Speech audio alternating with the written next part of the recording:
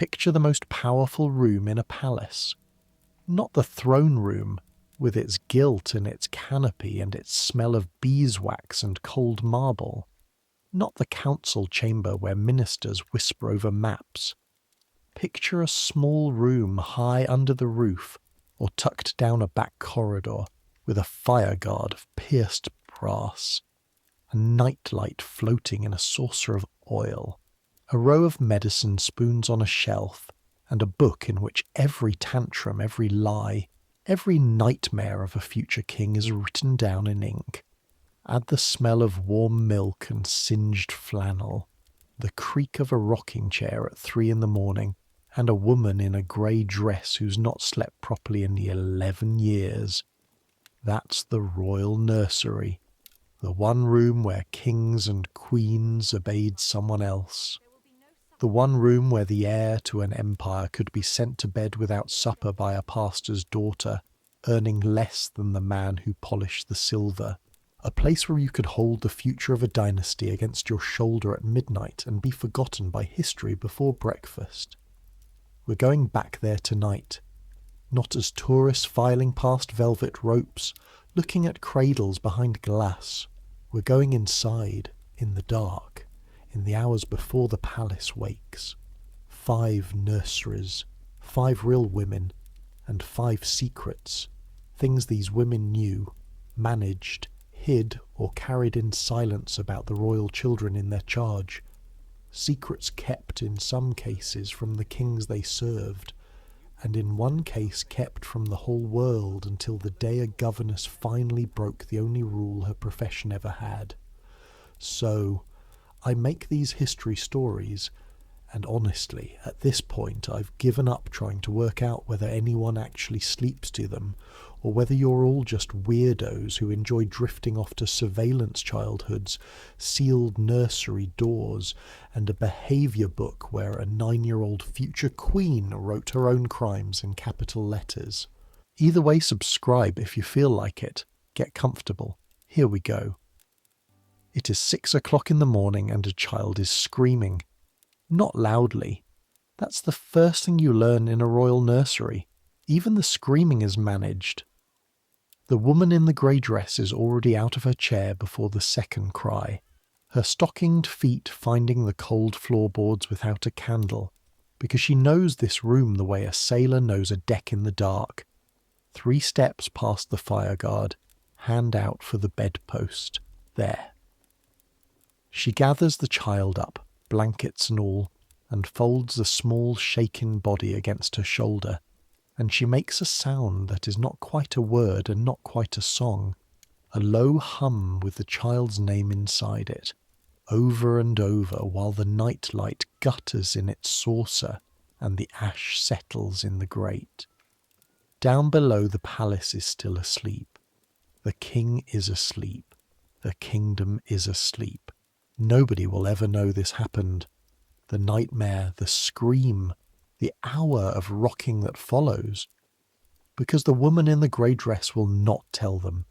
She will write at most 1 line in the book, a restless night. And that is the whole profession, right there in 5 words and a dark room. She sees everything. She says nothing. That was the rule.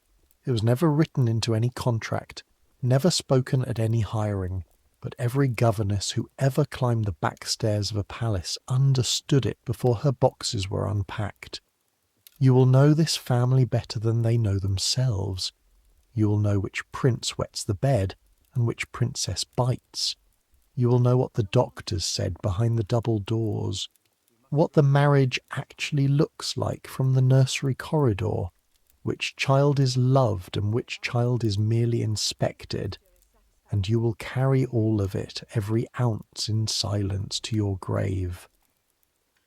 A governess's power was silence. Hold on to that sentence.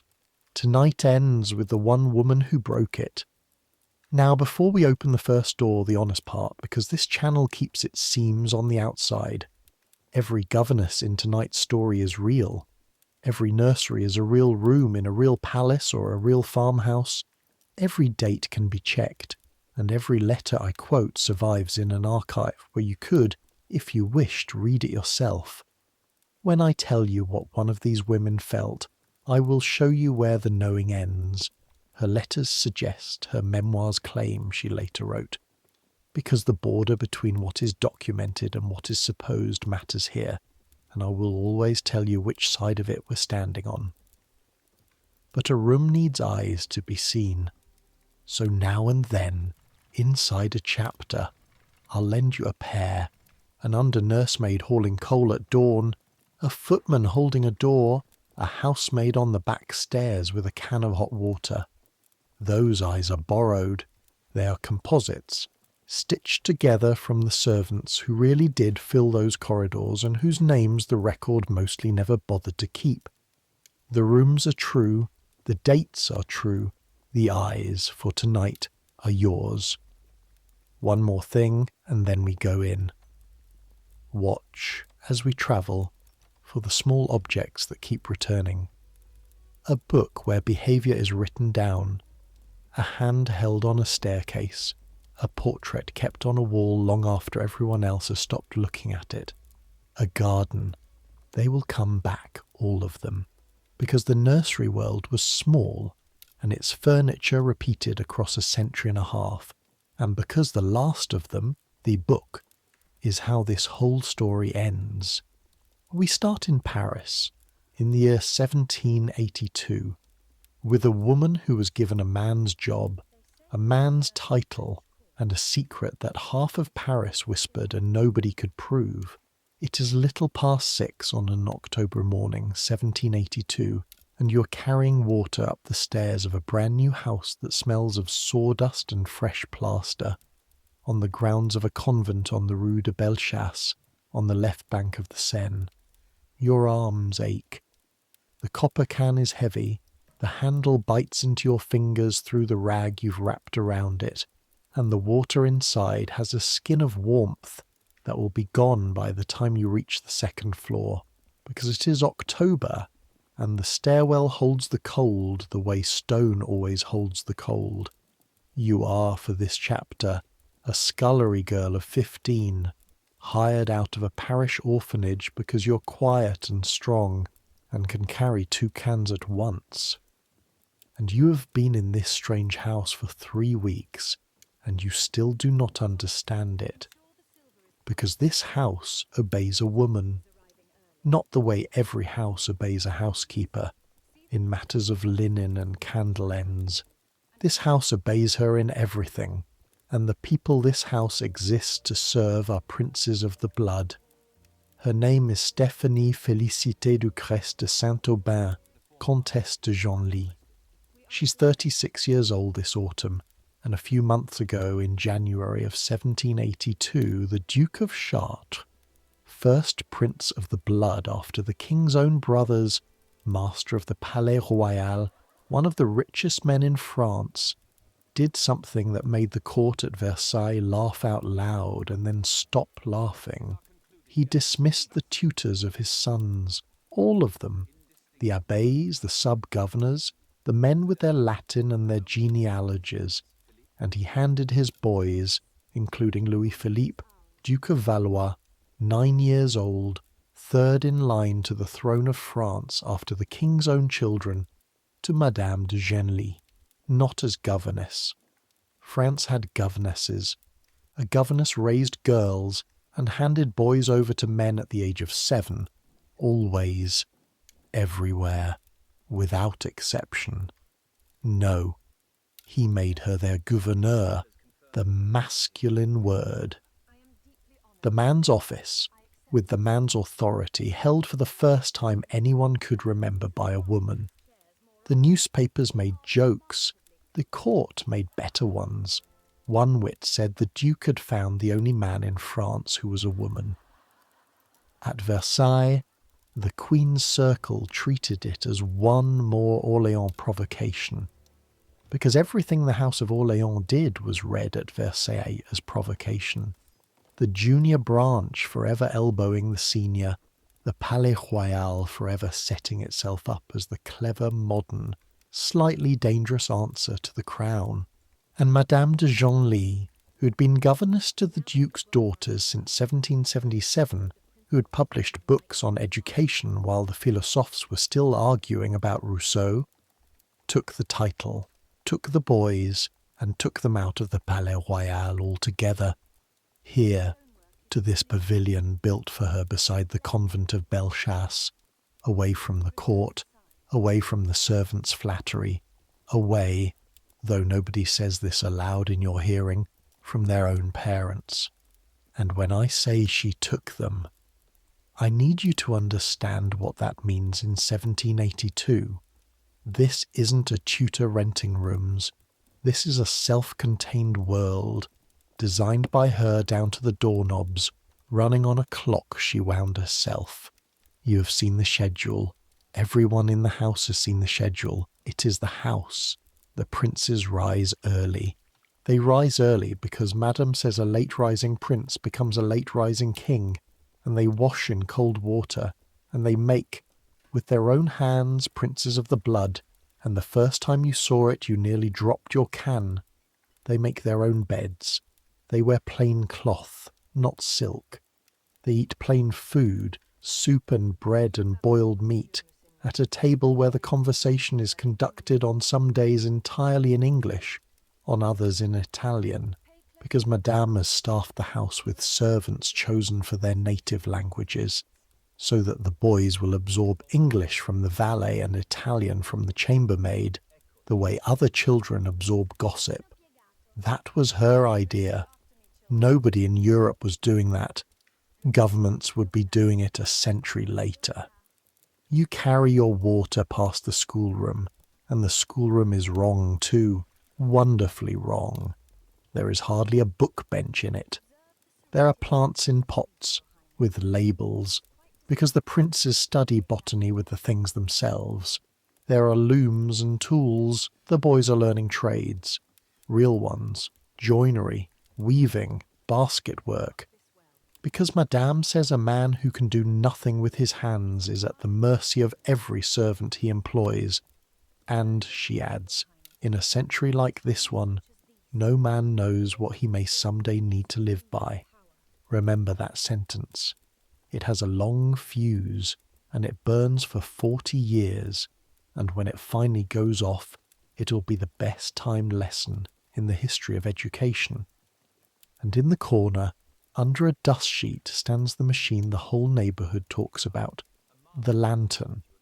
A magic lantern, the kind fairground men used to frighten villages with devils, and Madame de Genlis uses it to teach history. She darkens the room and throws pictures on the wall, kings, battles, Roman senators. Because she writes, a child remembers what he has seen long after he has forgotten what he has merely been told. Her memoirs boast of it, along with the rest of her method. The walks taken in shoes soled with lead to strengthen the boys' legs, the plank beds, the theatricals she writes herself, one educational play after another until printers in Paris sell them in volumes. She is, this October morning while you climb her stairs, very possibly the most famous teacher in Europe. Letters arrive from foreign courts asking for her system. Rousseau is dead these 4 years. His heirs are arguing in cafes. She is doing it daily, with the third family of France as her laboratory. That is the daylight side of Bellechasse. Now set your can down on the landing, flex your fingers, and hear the other side. The side you get in the scullery after the candles are out. The scullery says Madame was the Duke's mistress, not is. Was, years ago, before the daughters, before the title, when she first came to the Palais Royal as a lady-in-waiting to the Duchess with a harp under her arm and the best conversation in Paris. The scullery says it flatly, the way sculleries say things, peeling chestnuts in the half-dark. And here I owe you the seam between knowing and supposing, because this one matters. That the affair happened is what most historians accept, and what all of Paris believed. Her own memoirs, written decades later, protest her virtue at a length that has struck nearly every reader since as its own kind of evidence. But what Paris really chewed on, the part that made Bellechasse an object of fascination rather than mere gossip, was the arrangement now. Because the affair, whatever it was over, and she stayed. She rose. The Duchess, the wronged wife, was the one who had brought her into the household. The Duchess is the one who has watched this woman be handed her sons. Think about the geometry of that from inside the house. Madame de Genlis holds her position from the Duke, over the objections of the court, alongside the increasingly silent unhappiness of the Duchess, while teaching children to be honest, and every morning she walks a rope stretched between the Palais Royal and Versailles, between a patron who is drifting year by year into open opposition to the king, and a court that reads every plain coat and English lesson at Bellechasse as sedition in miniature. The prince's plain cloth is politics, the trades are politics, even the cold water washing is politics, because everything the Orléans household does differently from Versailles is an argument about how France should be governed, and she knows it, and she does it anyway. And then there is the girl. You have seen her at the schoolroom table with the princes, a small, startlingly beautiful child called Pamela, English, or said to be English, brought into the house as a foundling to be educated alongside royalty. Another of Madame's theories that children learn generosity by sharing their world with a child who has nothing. That is the official account.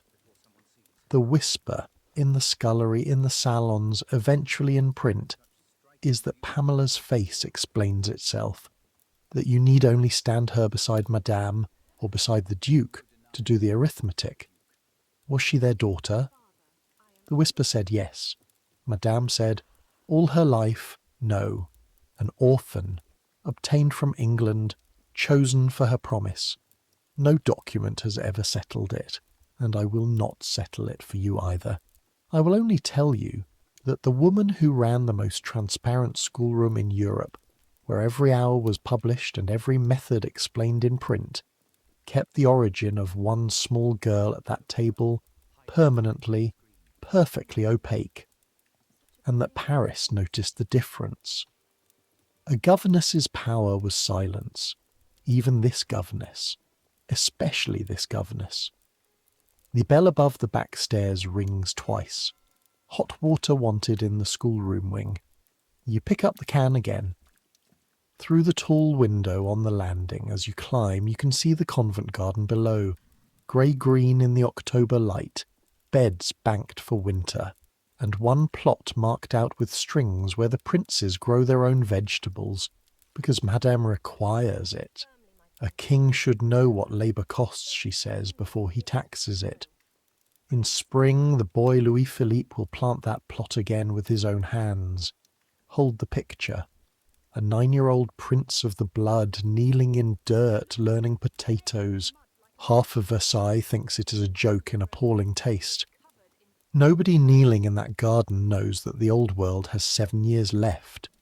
Because here is where this chapter's fuse burns down, and I'll give you the dates plainly, the way the record gives them. In 1785, the Duke of Chartres becomes Duke of Orléans. In 1789, the revolution he flirted with stops being a flirtation.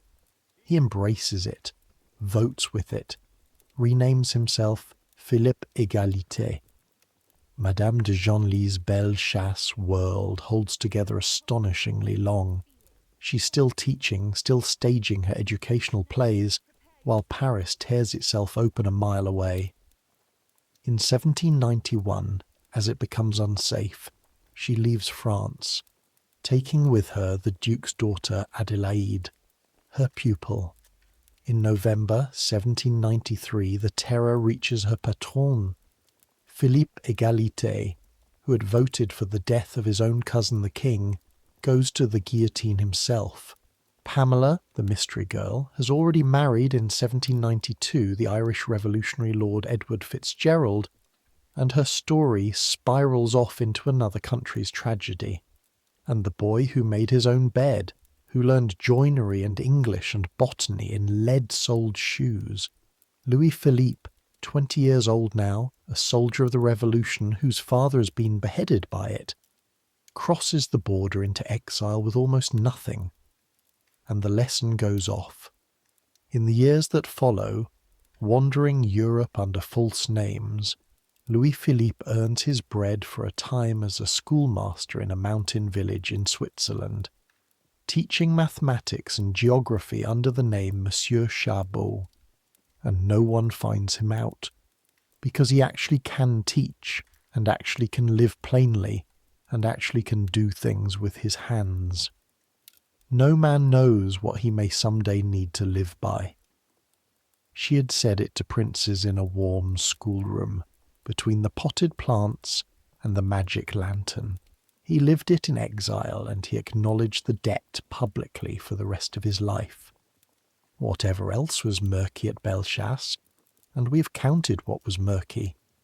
The education was real, and it worked, and it may be the only royal education of its century of which that can be said without irony. She outlived nearly everyone. She wrote memoirs, volumes of them, part of a lifetime's output of some 80 books, self-justifying, score-settling, unreliable and irresistible. Historians have called them every name there is. Napoleon, of all people, gave her a pension and asked her to write to him about literature, and she lasted just long enough for the ending no novelist would dare invent.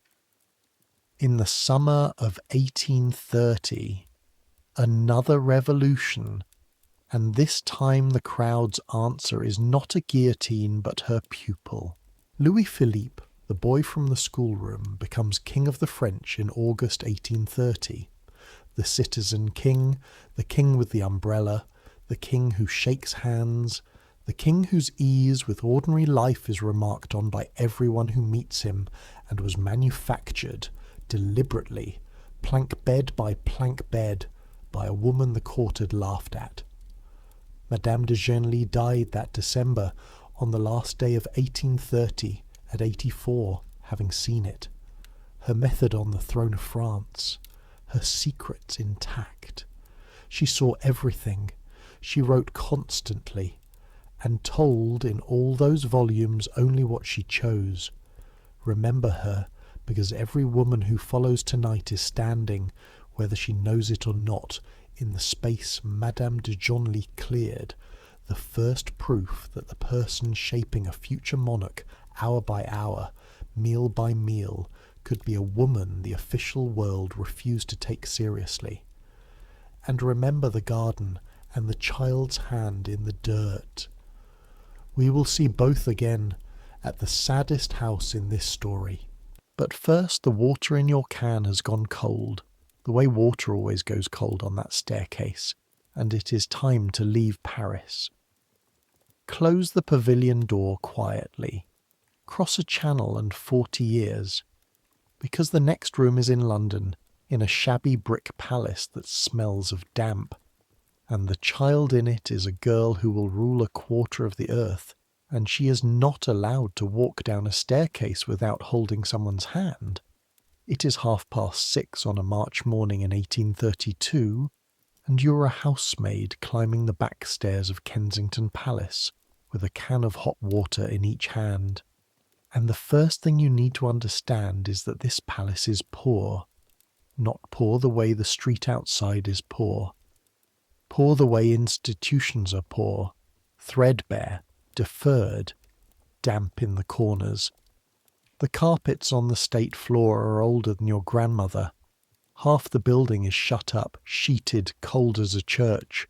The court lives at St. James's and Windsor and Brighton. Kensington is where the family parks the relatives it has no use for.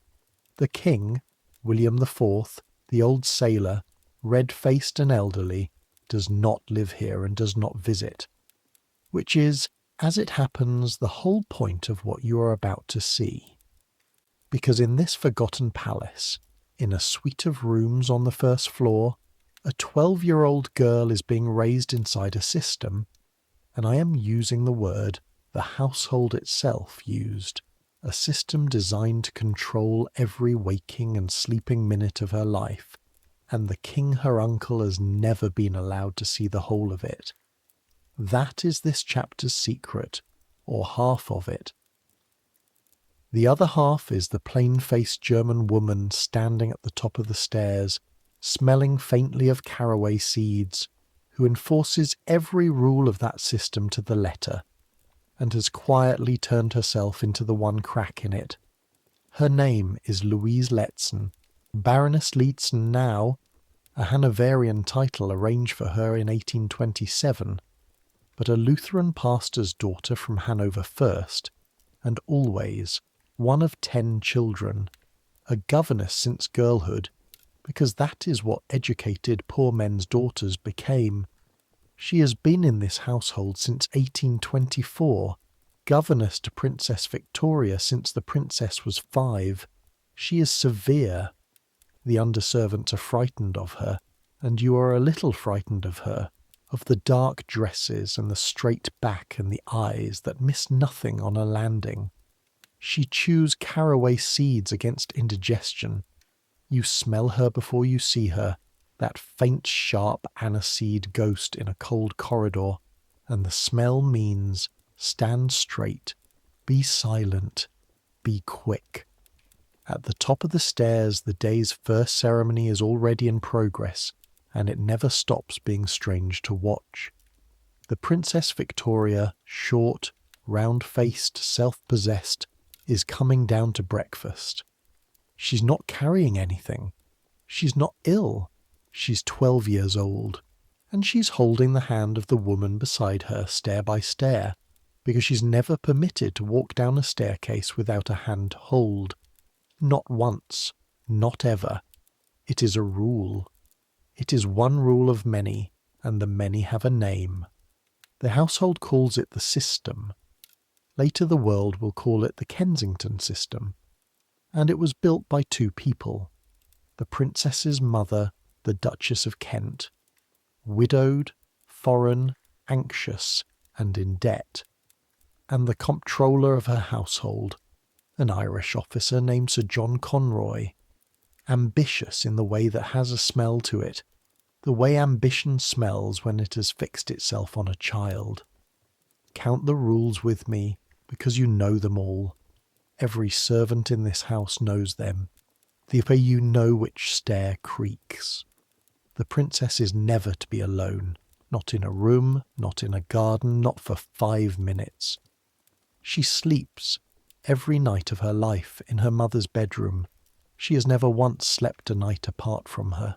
She may not speak to any visitor unless a third person is present. Her friendships are chosen for her, and there are in practice almost none. 2 girls, both connected to Conroy, one of them his own daughter.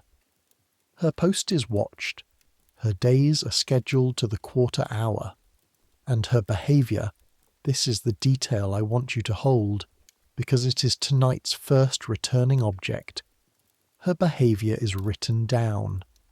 There are the conduct books, the little behaviour books, in which the princess's lessons and manners are recorded and reviewed, and the princess herself is made to set down her own conduct in her own hand for inspection.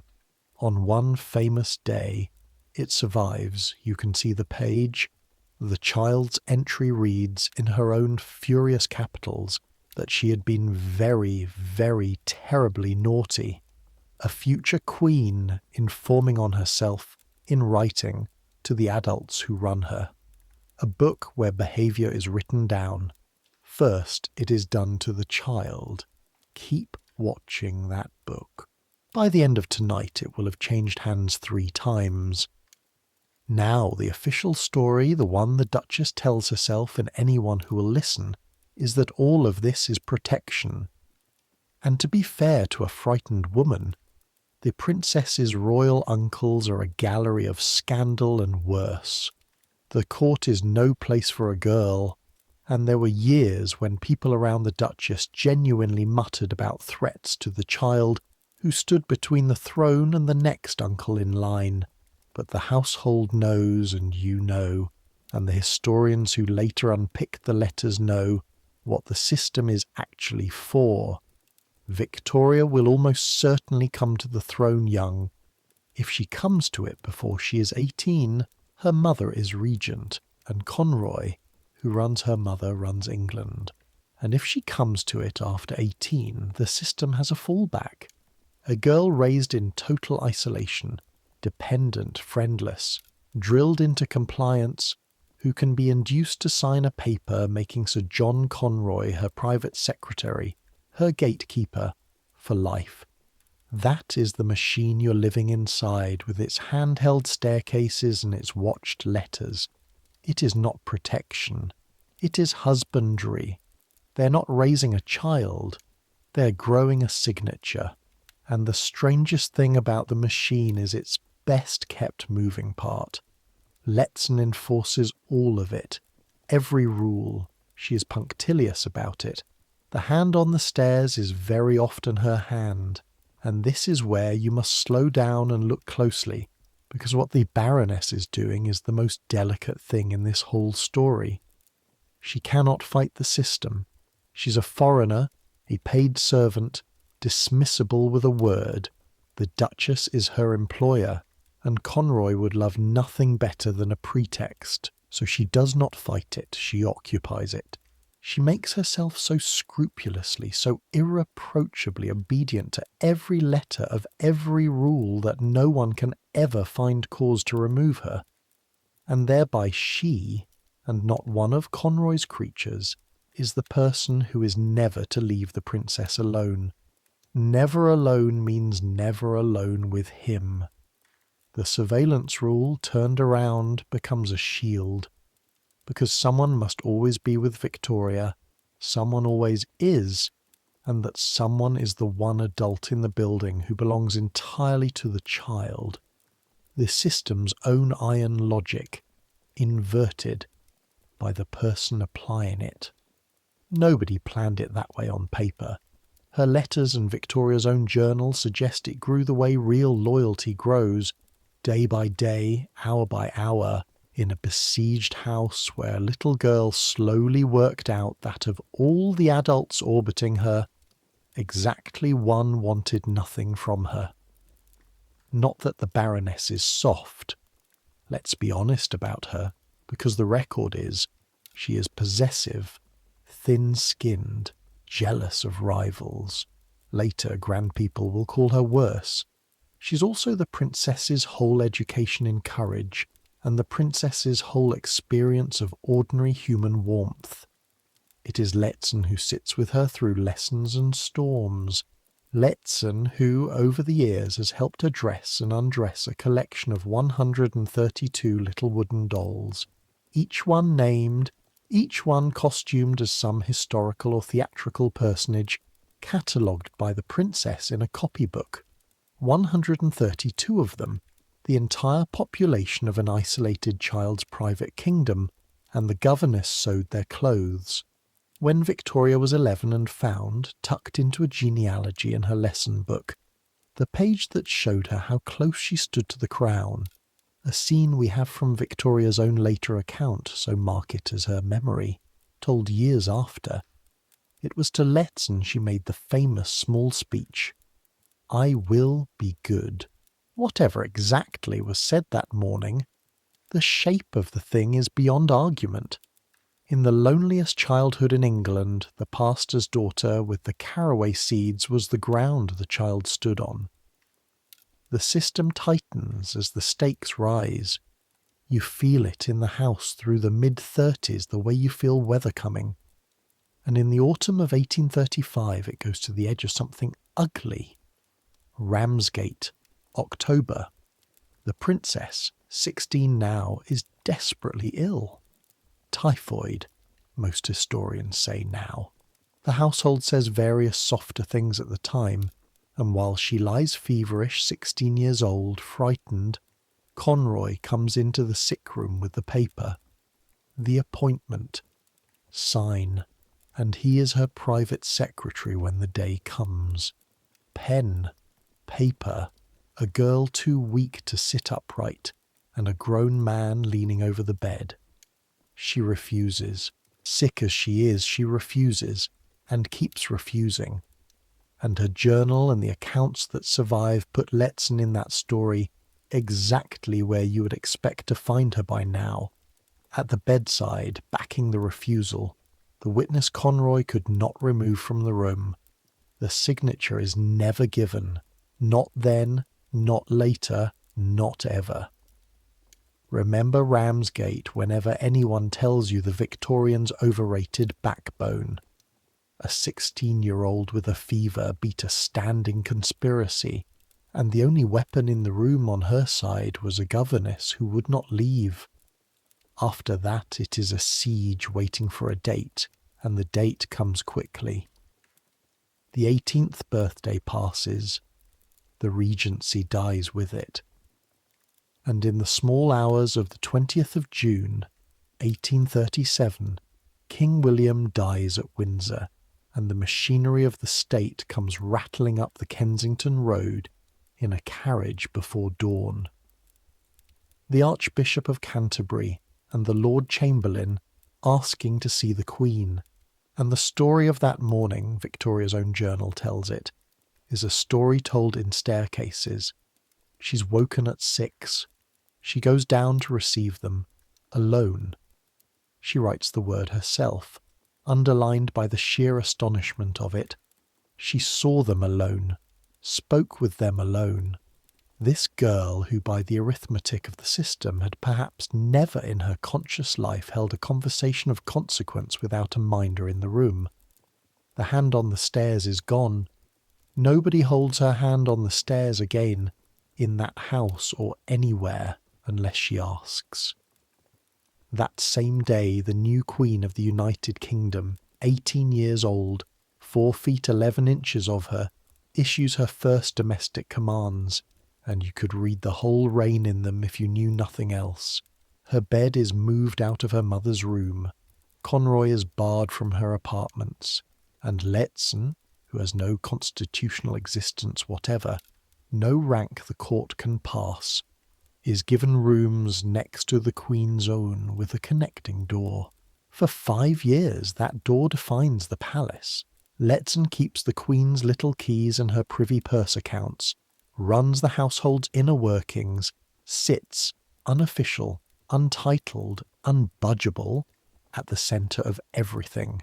The great world sneers. Courtiers' diaries are full of the Baroness, seldom kindly. She has climbed as high as silence and service can carry a pastor's daughter.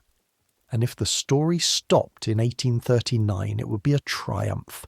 It does not stop in 1839. In February 1840, the Queen marries, and her husband, Albert, serious, brilliant, 20 years old, determined to be master in his own house, walks into a palace where the master's chair is, in every sense that matters, already occupied by a middle-aged Hanoverian governess. You can guess the ending from the shape. What you might not guess is the bitterness. The struggle runs for 2 years, mostly in German, mostly on paper, and the paper survives. Albert to his mentor Stockmar, letter after letter. The household is chaos. The Queen's mind is poisoned against him, and at the root of every evil die blessed, the hag. His standing name for her in the correspondence. The end comes over a sick child. In January 1842, the royal couple returned to find their firstborn, the little Princess Royal, white and thin and ill, and the quarrel that explodes out of that nursery is the worst of the marriage. Victoria's journal and Albert's letters both bear the scorch marks. Albert, in fury, writes that the child has been sacrificed to incompetence, and his verdict on Lehzen in that correspondence has become notorious.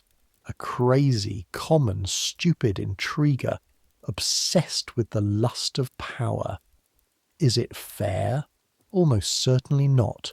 The biographers who have gone through the nursery accounts find muddle, not malice.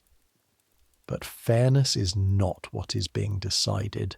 What is being decided is who runs the Queen's house and the Queen's children, and it cannot be the governess. And by summer the thing is arranged in the way such things are arranged in that world. It is announced that the Baroness's health requires a rescue in Germany. And now watch her go, because how she goes is the whole woman. There is no scene. There is no last audience, no weeping in corridors. On the last day of September 1842, very early before the Queen is up, Lehzen leaves Windsor quietly without saying goodbye, deliberately to spare Victoria a parting, and perhaps to spare herself the sight of how bearable the parting might be.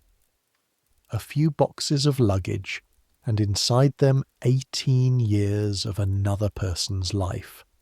She takes her pension, £800 a year, a large sum, several times a senior governess's working salary, the price of a conscience being comfortable, and she goes home to Germany, to Bückeburg, to live with her sister.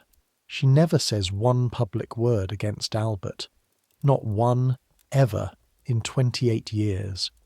She'd kept the secrets of the system when keeping them protected a child. She keeps the secrets of the marriage now that keeping them protects a queen. The rule is the rule. She sees everything, and she says nothing, and the silence costs her everything, and she pays without comment. One image, and we leave her.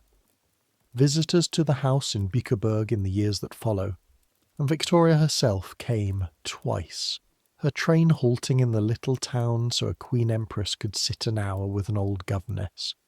All report the same thing about the modest rooms, the walls, covered, wall after wall, with portraits and prints of Victoria.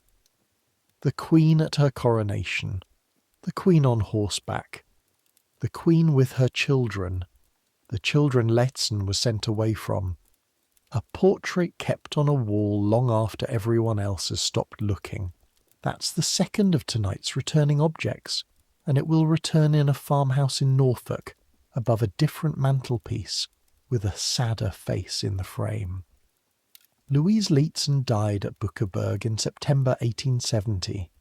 The Queen, who once wrote of her that she was the greatest friend of her childhood, had an obelisk raised over the grave. She was the crack in the system, the proof that you can obey every rule of a machine and still defeat it, if you are willing to be the person the rules pass through. Now the door closes at Bückeburg, and we go back to the palace she left, because the system did not die at Kensington. It changed hands. The girl it was practised on grew up, married the man who drove out her governess, and together, with the best intentions in the world and a philosopher's memorandum on the table, they built a new system for their own son, and the staff of that nursery watched it fail for 15 years and knew it was failing and could not say so. That is the next secret. Not a hidden affair, not a hidden child, a hidden verdict. It is a wet February afternoon in 1847, and you're a nursery maid at Windsor Castle, kneeling at a fender with a brush in your hand, sweeping ash while behind you the future King of England, 5 years old, screams himself hoarse over a wooden brick. The screaming is not unusual.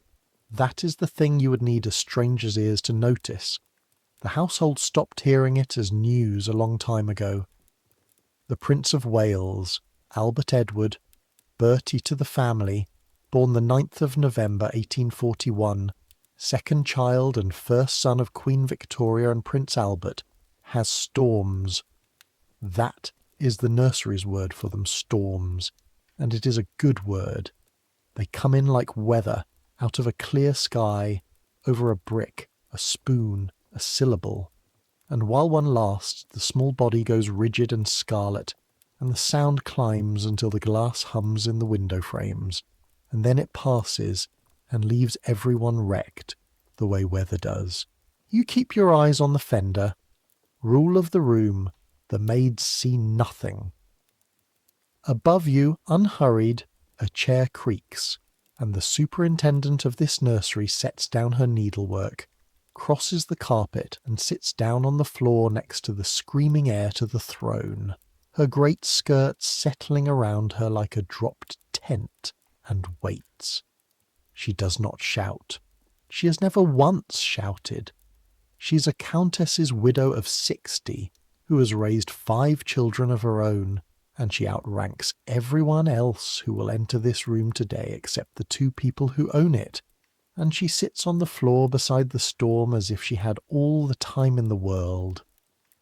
Her name is Lady Lyttelton, Sarah, born a Spencer, of the same family that will one day produce a Princess of Wales, and since 1842 she has governed the royal nursery. The children cannot manage Lyttelton. The nearest small mouths get is Laddle, and Laddle she has become to the whole family permanently. Remember the date of her appointment, 1842, the year of the great quarrel, the year the Baroness left for Germany. Laddle is what the palace built on the ground it cleared of Lehzen, the anti-Lehzen if you like, English, aristocratic, calm as a mill pond, with no ambitions anybody could ever detect. The under-servants would follow her off a roof. You have seen her manage in one afternoon a screaming prince, a weeping nursemaid, and a German dresser on strike, without raising her voice past the level she uses for asking about the weather. She will need all of it.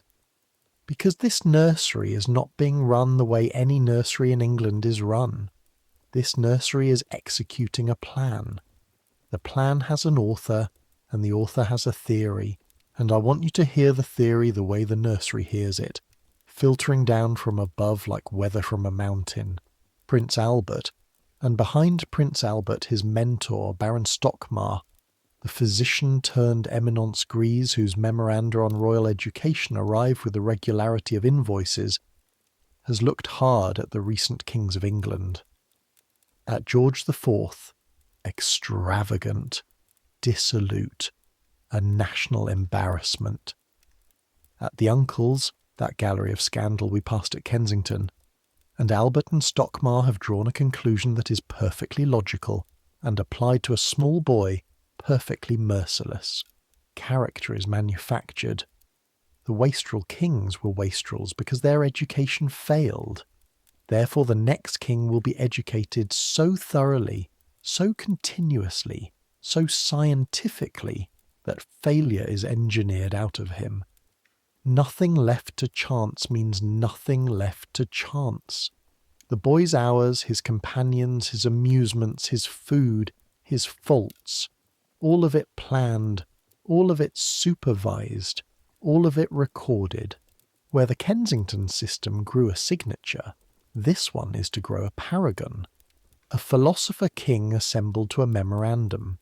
You see the pattern, because you have been listening tonight from the beginning. Victoria and Albert are not copying the system that maimed her childhood.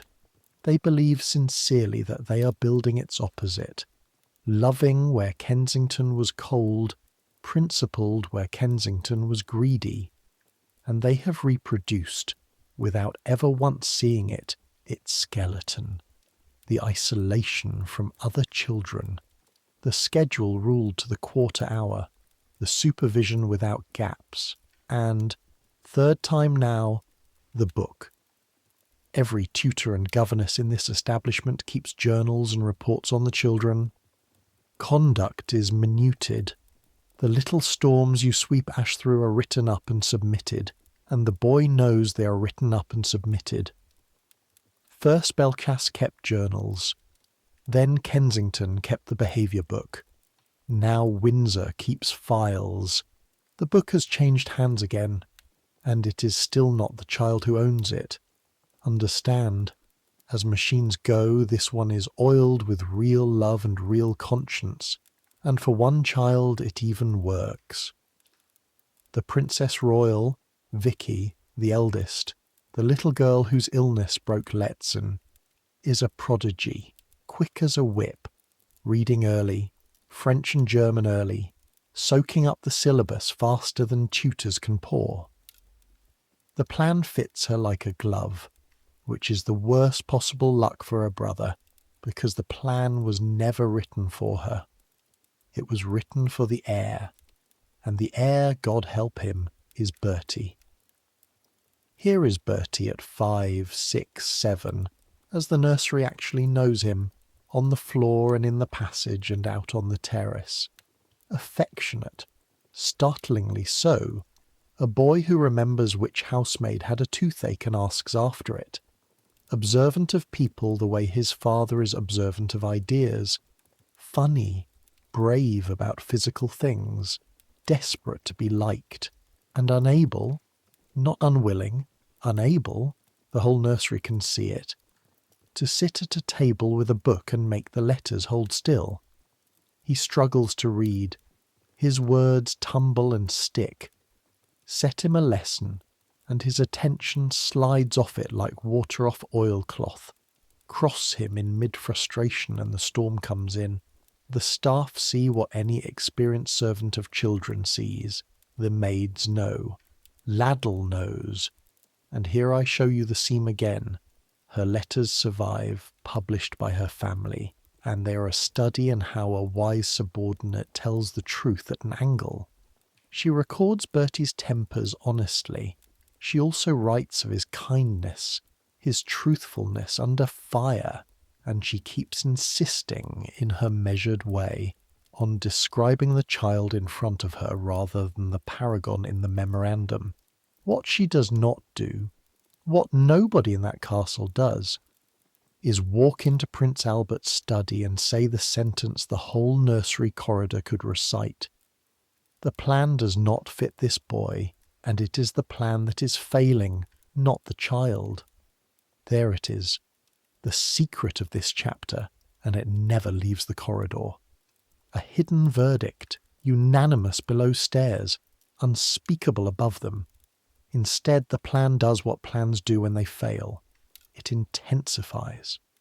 In 1849, at 7, Bertie is removed from the women of the nursery and handed to a tutor, Henry Birch, a young master fetched from Eton, handsome, decent, patient. The timetable is ferocious, lessons 6 days a week, subject after subject in blocks through the day, walks and recreation slotted in like appointments. And something unexpected happens, something the memorandum has no column for. The boy loves him. Birch is kind and male and consistent, and for the first time in his life Bertie has something like a friend. The reports even improve. Modestly, but they improve. So naturally in 1852 Birch is let go. There are reasons of career and reasons of doctrine. Stockmar and the Prince have doubts about him. The correspondence shows it. But stand where the nursery stands and watch what the change looks like from the corridor. The one attachment the plan ever produced, cut.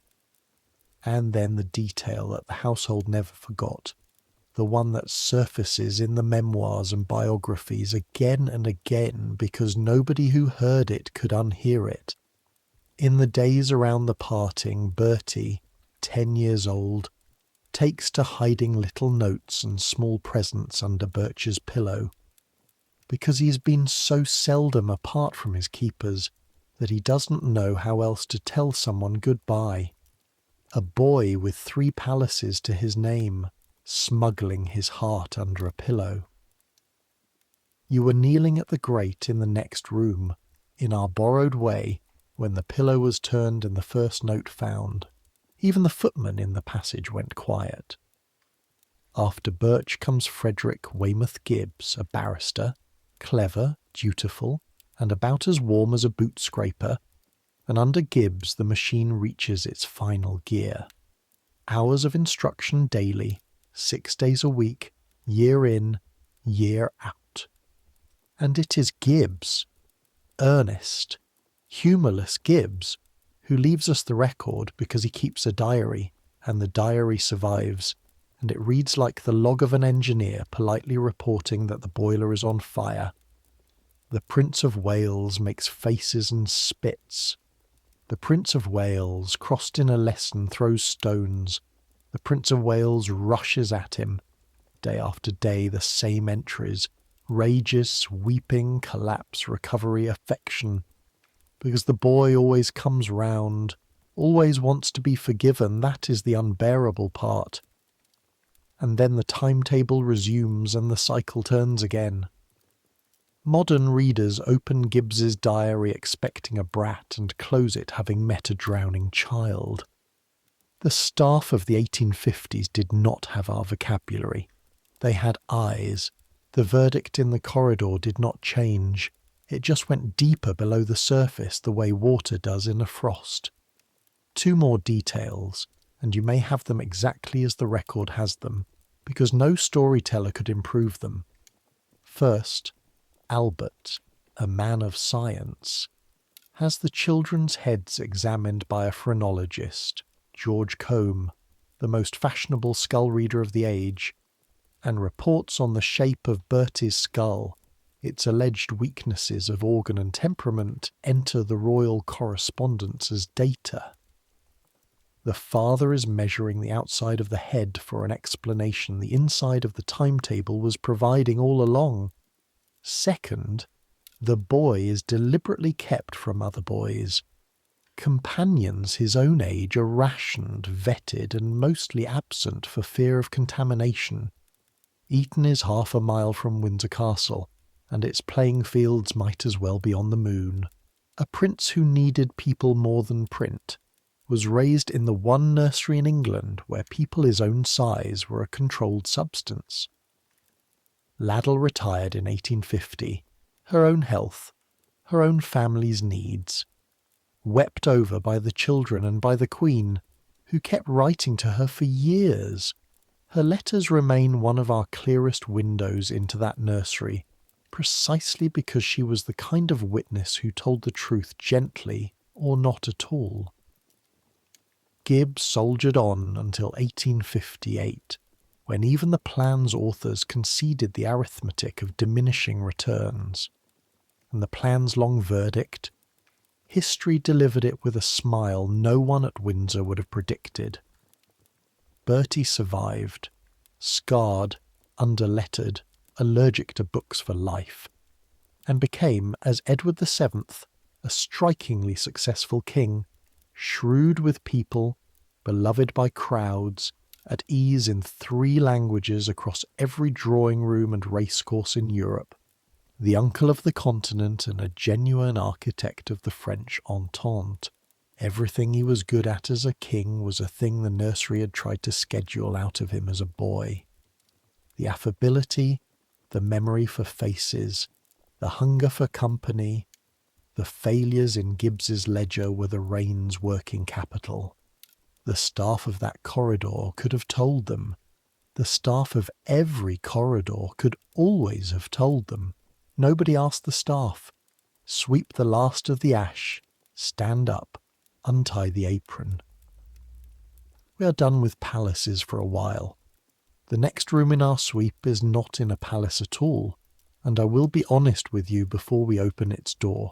This is the chapter this episode was walked toward from the first sentence, and it is the tenderest thing this channel has ever asked you to sit with. Nothing in it is invented. The farmhouse is real. The birthday cart is real. The garden is real. The date on the small headstone is real.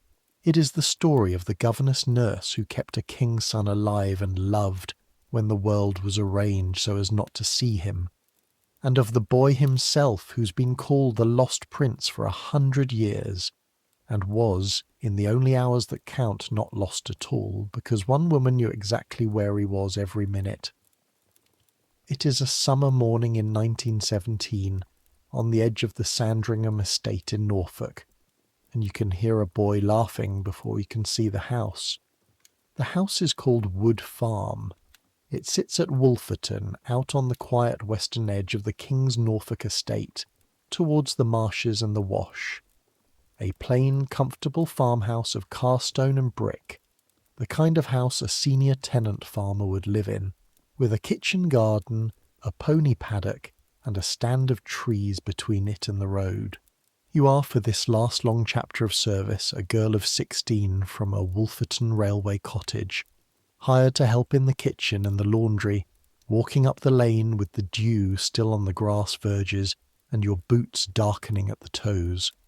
The air smells of cut hay and wood smoke, and the faint salt edge that comes off the wash when the wind is right. And ahead of you, over the hedge, that laugh again. A big, unguarded, whooping laugh. A boy's laugh with all the doors opened, and a woman's voice under it, steady and warm, saying something you can't make out. And the laugh comes again louder. That is His Royal Highness the Prince John, youngest child of their Majesties King George V and Queen Mary, 11 years old, 6th in the order of birth of the family that reigns over the largest empire the world has ever seen. And this farmhouse, this hedge, this lane, this is the entire visible world that empire has assigned to him, because the secret of this chapter is not inside the house.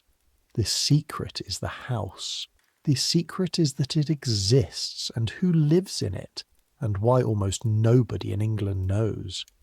Let me give you the boy first, and then the woman, and then the why, and I will keep every date where the record put it. John was born at Sandringham on the 12th of July, 1905, a big, healthy, handsome baby, the last of 6. And for 4 years he is simply the youngest of the flock, the pet of the nursery corridor, the one his grandmother Queen Alexandra openly spoils. Then, in 1909, at 4 years old, he has his first epileptic seizure. They come again. Through his childhood they keep coming, and the space between them shortens, and alongside them the household notices other things. He is slow at his lessons, strange and sideways in his talk, fixed in his own orbit. A modern doctor would reach for modern words, and some modern writers have. But I will stay where the documents stay. Epilepsy, worsening, and a mind that did not run on the family's rails. In June 1911, his father is crowned in Westminster Abbey, and 5 of the 6 children have their place in that immense day. John does not. He is not there. Too great a risk, it is decided, of a seizure before 10,000 watching eyes. And there, in that decision, 1 month before his 6th birthday, the pattern is set. He appears in the family photographs a while longer, then more rarely. Then the court's official world simply closes over him, smooth as water. He's not hidden in a tower, nothing so Gothic. He is at Sandringham, on the family's private land, with ponies and bicycles and people paid to love him. He is merely edited. A prince subtracted from the public record while still alive, so gradually and so quietly that the public never noticed the subtraction. Kings of hidden treaties, mistresses, debts, diseases. This king's household hid a son in plain daylight on its own farmland and the great machinery of court publicity. The machinery that could put 5 royal children into every illustrated paper in the empire was simply never pointed at the 6th. In 1916, with the seizures now frequent and severe, the arrangement is made final and given walls. John is moved out of the big house altogether, here to Wood Farm with his own little establishment. The lost prince, the books would call him, decades later. But stand in this lane with your boots in the dew and listen to that laugh, and understand what tonight's episode owes you, the truth from inside the hedge. He was not lost, he was kept. And the difference between those 2 words is one woman. She comes round the corner of the house now, and you drop your first curtsy of the day to a governess nurse in a plain blouse and long skirt, brown hair going grey, a face made kind the slow way, by use, Charlotte Bill. The children have never in their lives called her that. When David, the eldest, the one who will be Edward VIII, was a baby, he tried to say Nanny, and what came out was Lala. And Lala she's been now through 2 generations of the family, to the staff, to the children, to the king and queen themselves. She has served this family since the 1890s, and you should know the story the household tells about how she rose, because it is the key to everything you will watch her do. She was the under-nurse in the middle 90s, beneath a head nanny who was, the word the family's biographers use is disturbed. A woman who, the accounts agree, would pinch little Prince David and twist his arm before carrying him in to his parents, so that he arrived screaming and was handed straight back to her, who neglected baby Bertie in ways his digestion paid for all his life, and who ruled that nursery by fear for 3 years. 3 years in a household of dozens of servants, because no one would speak. The silence of the corridor, the same silence you've met in every chapter tonight, holding tight while a child was hurt behind it, until it broke. The story as the household kept it credits the breaking to the nursery staff at last finding its voice, and Charlotte Bill, the young under-nurse who had seen it all, is the name remembered at the centre of that telling. The head nanny was dismissed. Lala was raised up in her place. Mark it well, because tonight's whole architecture stands on it. The one silence in this story that was rightly broken was broken to protect a child, and the woman who stood nearest that breaking is the one the family later trusted with the child who needed protecting most. When John's world was cut down to a farmhouse, there was never any real question of who would go with him. Where Johnny went, Lala went.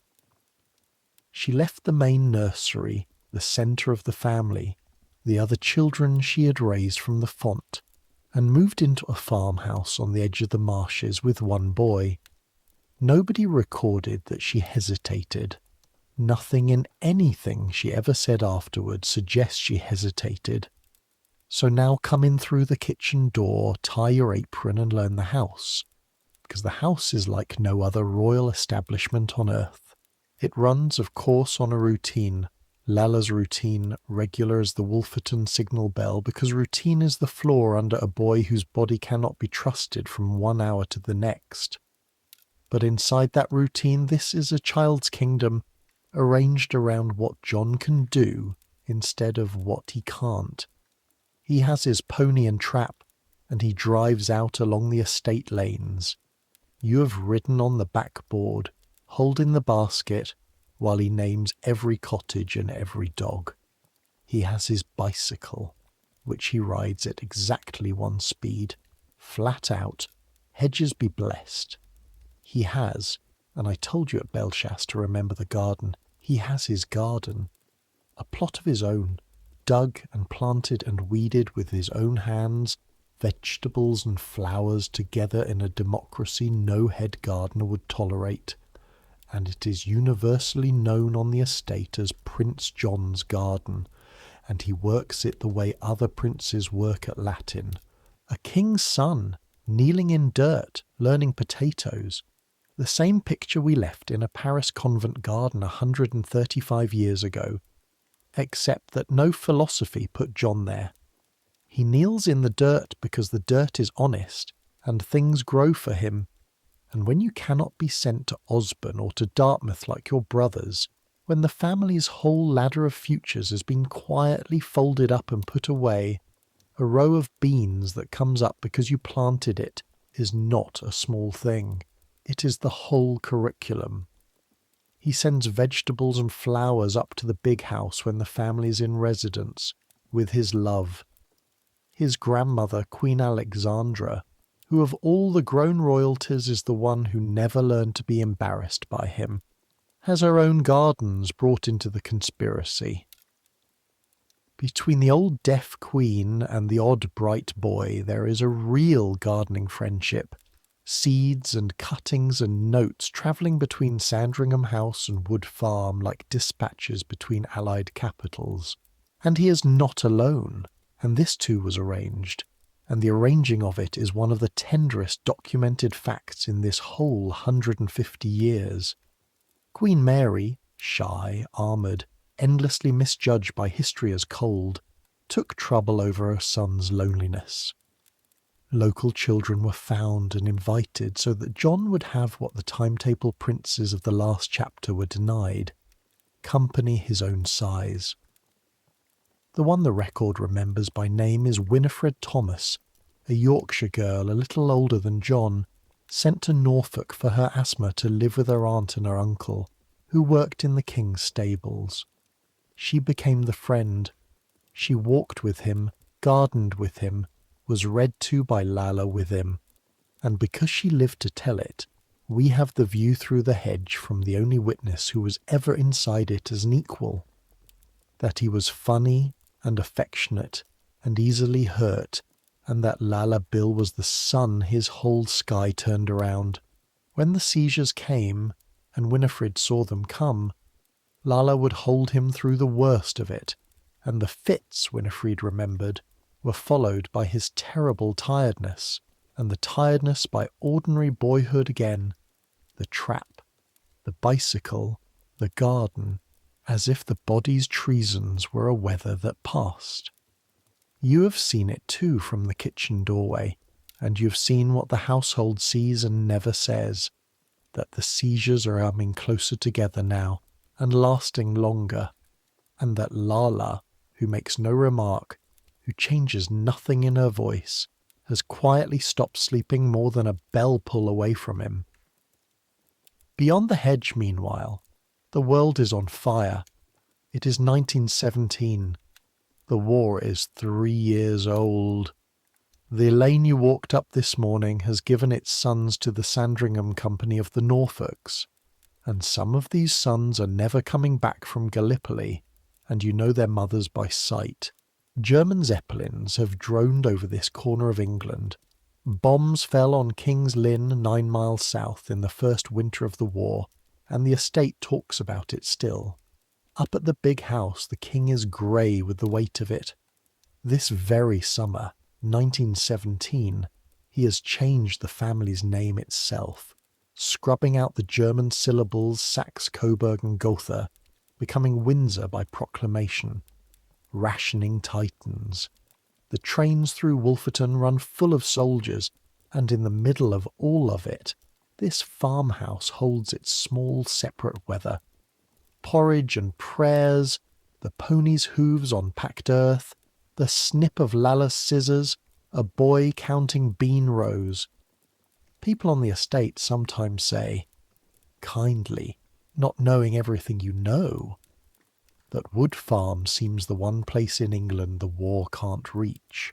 You do not yet know, carrying the washing in through the low kitchen door with the smell of hot linen and lye soap around you, that they are almost right, that the war will end and the whole world will be given back its future, and it is precisely then, 8 weeks after the armistice bells in the first cold January of the peace, that the reaching will come for this house, and it will not be the war. But before that January you are owed a birthday, and so was he, and he got it. The 12th of July, 1918. John is 13. There is a party at Wood Farm, a real one, estate children, Winifred, cake from a kitchen that has hoarded its sugar ration for weeks like a state secret, and the pony in ribbons. He is tall for his age now, grown suddenly that year the way boys do.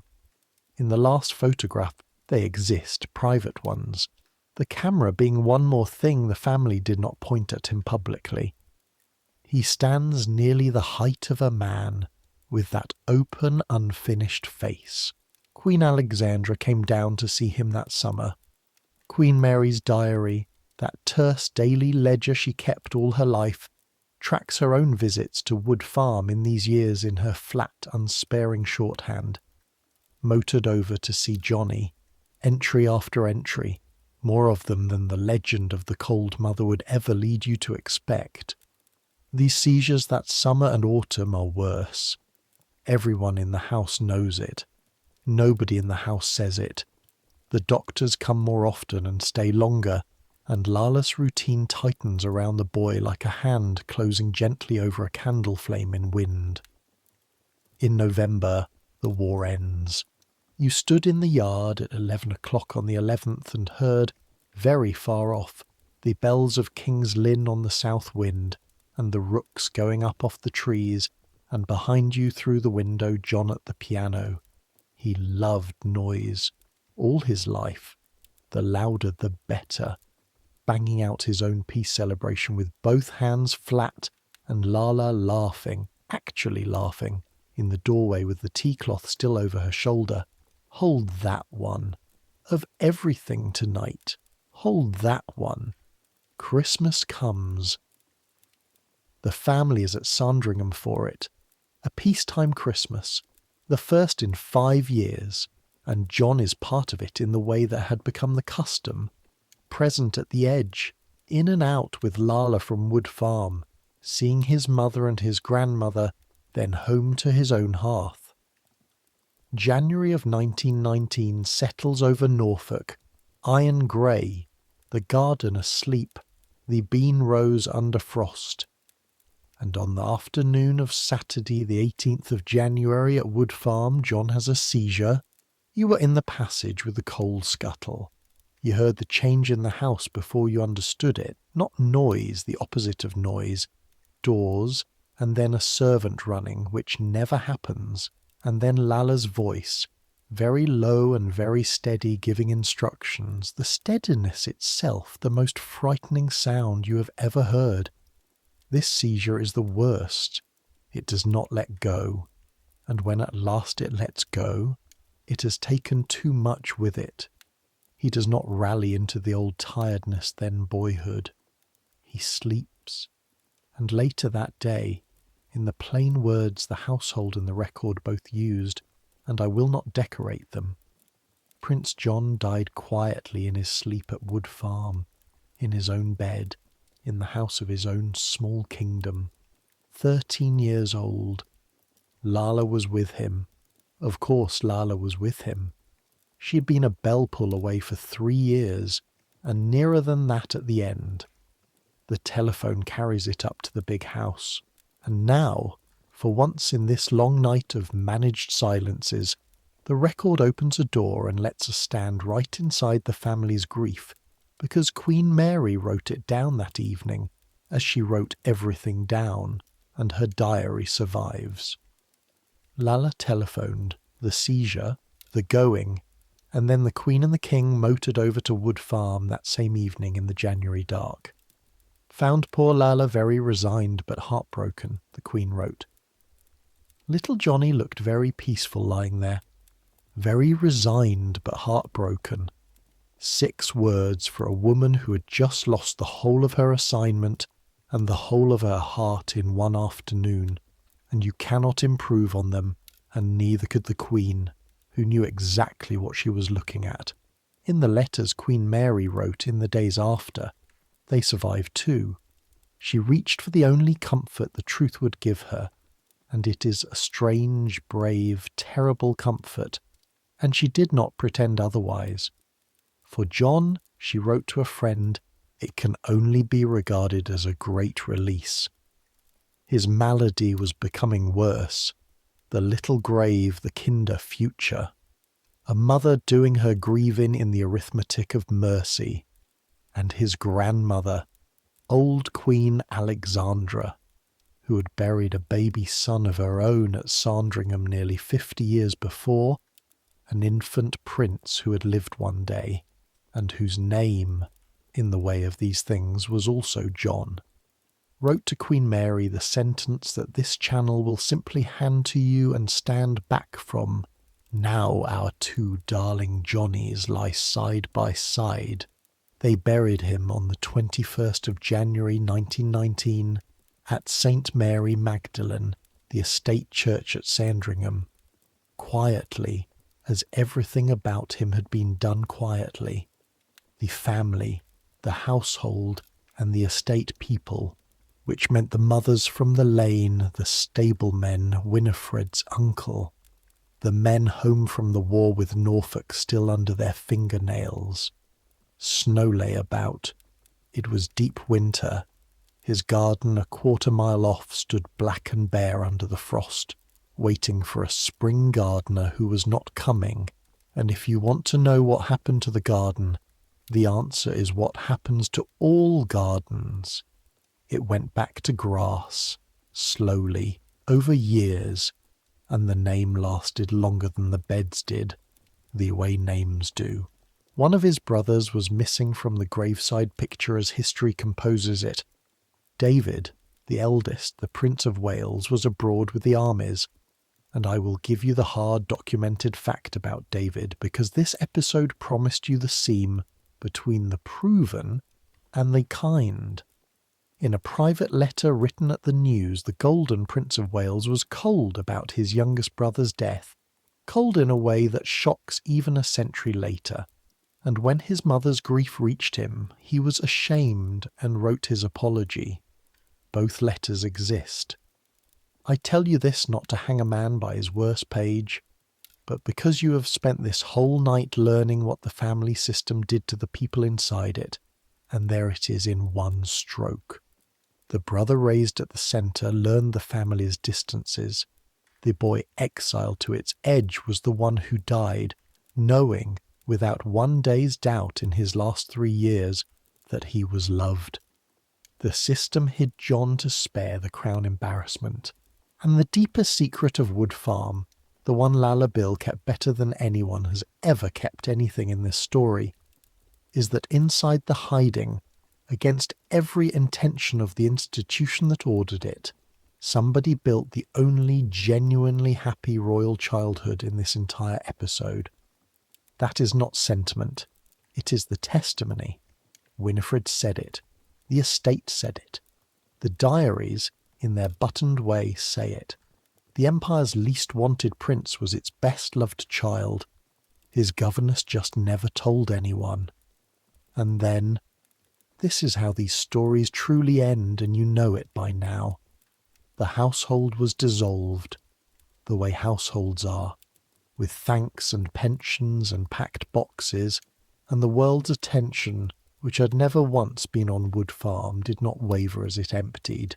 Charlotte Bill left Norfolk in time and lived out her long retirement in a flat in Berkhamsted, in Hertfordshire. An old lady the neighbours knew as Mrs. Bill, the courtesy title of her profession, who had wonderful manners and was vague about her past. She never married. She never wrote a book. She never gave an interview, never sold a memory, never in 45 years let one anecdote off its leash. The rule was the rule, and she had taken it whole into her bloodstream in the 1890s, and it did not occur to her that it had an expiry date. She saw everything, from the pinching nanny to the last afternoon at Wood Farm, and she said nothing all the way to 1964, when she died, an unknown woman of 89. And here the second returning object comes home, exactly as I promised you at Bückeburg. Because the people who did know her, the few who visited that flat, all noticed the same thing. On the wall, over the mantel, in the place a family puts its dearest, hung a portrait of a boy. It hung there through the 20s, through another war, through coronations of children she had rocked. David crowned and gone again inside a year, Bertie crowned in his place, Bertie's daughter crowned after him. The whole pageant of the century she had dressed for breakfast, and over Lala Bill's mantel from 1919 to 1964, the boy from the farmhouse. Johnny, 13 forever, keeping her company for 45 years, the way she had kept his for 13. Lehzen papered her walls with a queen the world already loved. Lala kept one picture of a prince the world was never allowed to know. Same profession, same silence. You may decide for yourself which room holds more. Breathe now, genuinely. Take the breath. This is the point into night's journey built for it. The climb is over. Everything from here rolls gently downhill towards sleep. The fire can burn down. The farmhouse is quiet, the lane is dark. The wash is turning over its slow cold water out beyond the marshes, and we have one more governess to visit. And I promised you when we set out that she would be the quiet one, the reflective one, the chapter you could listen to with your eyes closed. No deathbeds now, no more January telephones. What remains is a puzzle instead of a wound. The story of the governess who did everything right for 16 years, loved and was loved, served and was thanked, and then did the one thing no governess in a century and a half of this profession had ever done. She told, and in telling, she proved the rule that every woman tonight has lived by, proved it the only way rules are ever really proved, by showing the whole world in broad daylight exactly what it costs to break one. It is 9:30 on a May morning in 1932, and a small, neat Scotswoman of 22 stands at a window high up in a grand grey house at the corner of Piccadilly in London, watching a bus go by, and a 6-year-old girl in a blue dressing gown is driving a team of imaginary horses around the room behind her. Notice first what has changed in our long night of borrowed eyes. For this last chapter, we scarcely need them. Every nursery you have visited tonight, we reconstructed from the outside in, from diaries never meant for us, letters sold at auction, the testimony of neighbours and playmates, the shorthand of a queen. This nursery, this one only, we can walk through freely, room by room, joke by joke, because the woman at the window wrote it all down and published it while everyone was still alive. The horse-driving girl in the dressing gown, the cord looped into reins. We have that scene because the governess printed it. Hold on to the strangeness of that as we go, because it is the whole moral waiting at the end. The reason this is the best-lit nursery of the 5 is exactly the reason its governess died alone. Everything charming you are about to hear survives because of the one act this profession could not forgive. Her name is Marion Crawford. She's 22 years old this spring of 1932, a joiner's family's daughter from Scotland, trained in Edinburgh as a teacher, with, and this detail should sting a little later, a serious ambition to work in child psychology among the poorest children of the Edinburgh closes. Teaching the disadvantaged is what she believes her life is for. She has come south for what was meant to be a trial month with the family of the Duke of York, the King's second son, the shy one with the stammer, an unimportant household, as these things are then reckoned, at 145 Piccadilly, a tall grey London house, not a palace, with a nursery landing at the top and a glass dome over the stairwell, and on that top floor 2 small daughters, Elizabeth VI, called Lilibet, Margaret Rose, not yet 2. The trial month works. The little girls attach themselves to the tall young Scotswoman like burrs, and the ambition to save the slum children of Edinburgh dissolves, year by year, into the profession you have watched all night. She stays 16 years. The girls cannot manage Miss Crawford. It becomes Crawfy. Of course it does. You've heard this song twice already. Laddle, Lala, Crawfy. The nursery always renames its keeper, always in the child's own coinage, and the name is the contract. It means, you are ours now. And what she runs, up there on that top floor, is by the standards of everything you have seen tonight a revolution of ordinariness. No Stockmar memoranda, no behaviour book, no lead-soled shoes, no system. Lessons in the morning, history, grammar, arithmetic, half an hour at a time, and the child who loves history best is the one who will need it. Walks in the park in the afternoon. Crawfie's own instinct, held quietly against the family's gravity for 16 years, is that the girls' world is too small, too soft, too sealed, that a future queen ought at least once to stand in a queue. It is the same verdict the corridor reached about Bertie in 1852, but this governess gently, persistently, acts on it. It is Crawfie who arranges, in May 1939, the expedition the newspapers still retell. She takes the two princesses on the London Underground. Tickets bought with coins at the machine, third class, Elizabeth XIII and shining with the adventure, Margaret VIII. To have tea at the YWCA, where you carry your own tray, and the future Queen of England forgets her teapot at the counter and is called back for it by the woman at the urn, who has no idea, and speaks to her exactly as she speaks to everyone. Come and get it. Nobody in that queue knew. That was the point. That was the whole curriculum in one afternoon. The experience of being nobody, administered once, deliberately, by the only person in the household who understood it was missing.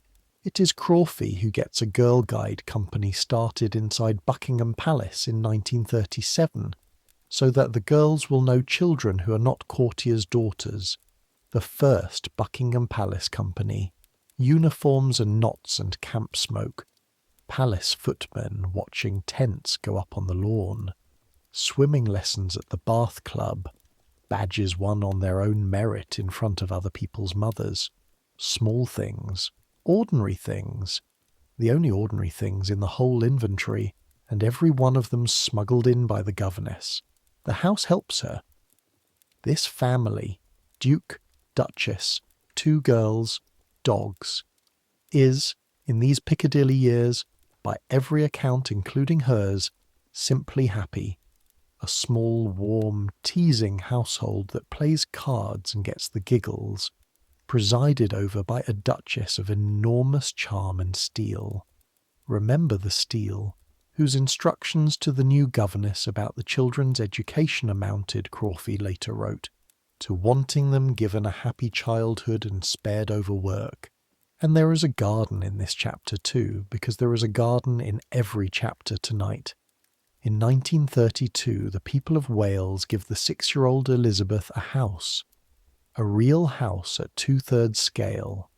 Why Bothinbach, the little cottage, thatched, with working plumbing 6 feet high at the eaves, set in the grounds at Royal Lodge, and around and inside it the girls keep house for real, sweep for real, garden for real, tend it obsessively for years. Princes at Belchasse learned potatoes as philosophy.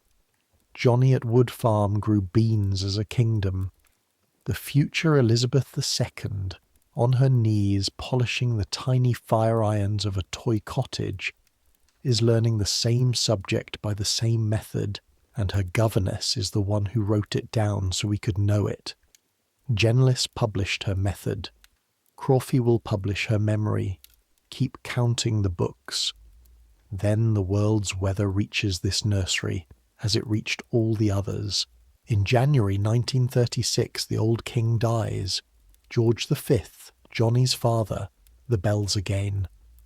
Uncle David, the golden one, becomes King Edward VIII. And through that one strange year, the top floor of 145 Piccadilly becomes the quietest room in a house filling with pressure, and the governess watches the machinery of the century operate on her children from one landing away. She is present when the abdication crisis breaks over the family in December 1936. She is the one who has to keep lessons and bath time running level, while downstairs the Duke is being told he must be king, a thing he never wanted and dreads with his whole stammering heart. It is from Crawfey's book that the world got the nursery floor view of that week. The girls asking what was happening, Margaret 6 working out that Lilibet was now first in line. The new address, and Lilibet's reported dismay at it. Buckingham Palace forever? When the family moves into the vast cold palace in 1937, Crawfey moves with them, and her private verdicts on that building, the mice, the distances, the way a footman's journey from kitchen to nursery cooled every breakfast, are again ours, only be as she told. And then the war, and the part of her service that even her later enemies never took away from her. September 1939. The princesses are at Balmoral when it begins. By 1940 they are settled at Windsor Castle, and Windsor is where Crawfey spends her war. 5 years inside a blacked-out fortress, with the two most strategically significant children in the empire, under a government that will not even confirm publicly where they are. The castle's ancient dungeons and cellars become the air raid shelter. You may stand with her, one borrowed night, on the stone stairs going down, a princess's hand in each of hers, sirens crawling over the Thames Valley, the girls in siren suits over their nightgowns, and the governess doing what the woman in the grey dress was doing in our very first scene at 6 in the morning, making a low, steady sound with a child's name in it, while the world outside decides what it will be.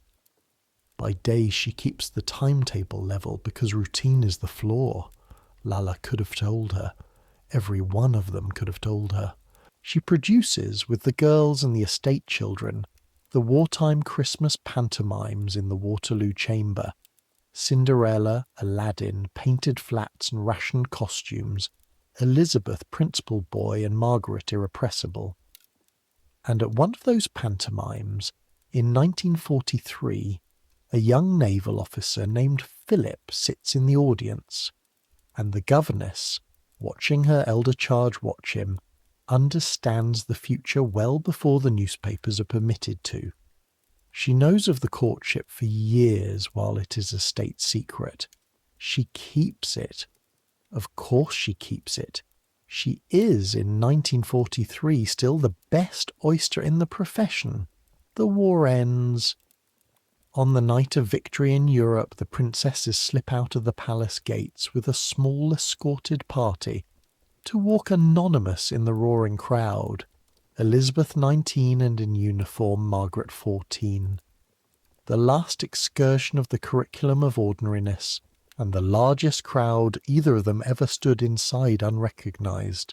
Then the fairy tale performs its final scene by the book. On the 20th of November 1947, Elizabeth marries her naval officer in Westminster Abbey, and somewhere in that immense congregation sits the governess, 16 years in, who taught her the dates of the kings of England and took her on the underground, and who has that same autumn quietly done a human thing of her own at last. At 38, she has married a Scottish bank employee named George Boothleigh, a persuasive grievance-collecting man of whom history has found very little good to say, and you should file his name where you filed Conroy's. Her work is ending. Margaret has outgrown lessons. In 1948, Crawfey retires with the standard blessings of the trade, a pension, a grace and favour home, Nottingham Cottage, a doll's house of a place in the grounds of Kensington Palace, of all the palaces on earth, the system's old brick shell, now keeping its retired servants, and the family's warm, sincere, entirely conditional affection. 16 years, the whole childhood of a queen, delivered safe. If the story stopped here, she would be a footnote with a kind face, and no one listening tonight would know her name. it does not stop here.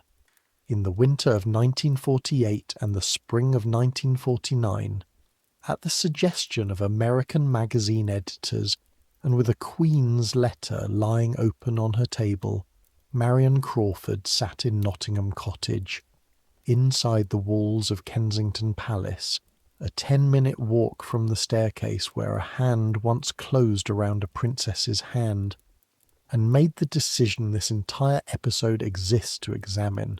So let us slow the story down to walking pace, and take it as she took it, one document at a time. The approach comes from America. The Ladies' Home Journal, one of the largest magazines on earth, its editors, the formidable husband and wife team Bruce and Beatrice Gould, wants the story of the little princess's childhood, told warmly, told from the inside, and there is exactly one insider. The money on offer is, by the scale of a governess's world, unanswerable. A pension and cottage life measured in a few £100s a year set against magazine money in the tens of thousands of dollars. Decades of salary for some months of remembering. Her husband wants it taken. The Goulds are persistent. And Crawford herself. This is the part her defenders lean on, and it is real. Does not believe she is planning a betrayal. She seeks permission. She raises it with the palace. There are meetings and letters through 1949.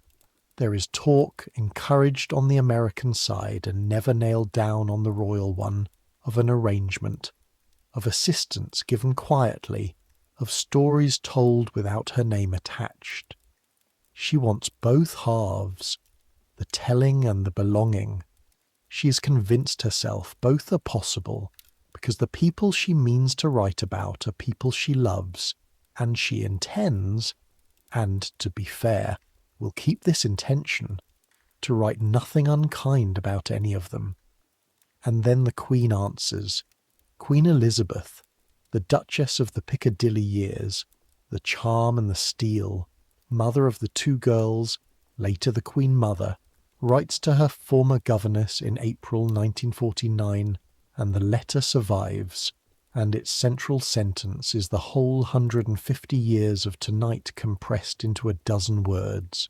I do feel most definitely, she writes, that you should not write and sign articles about the children, as people in positions of confidence with us must be utterly oyster. There it is, the rule. The one I told you at the very beginning was never written into any contract, and here it finally is in writing, in a queen's own hand, at the exact moment it is about to be broken for the first time, utterly oyster, sealed, shut, silent at the bottom of the sea, whatever pearls you hold.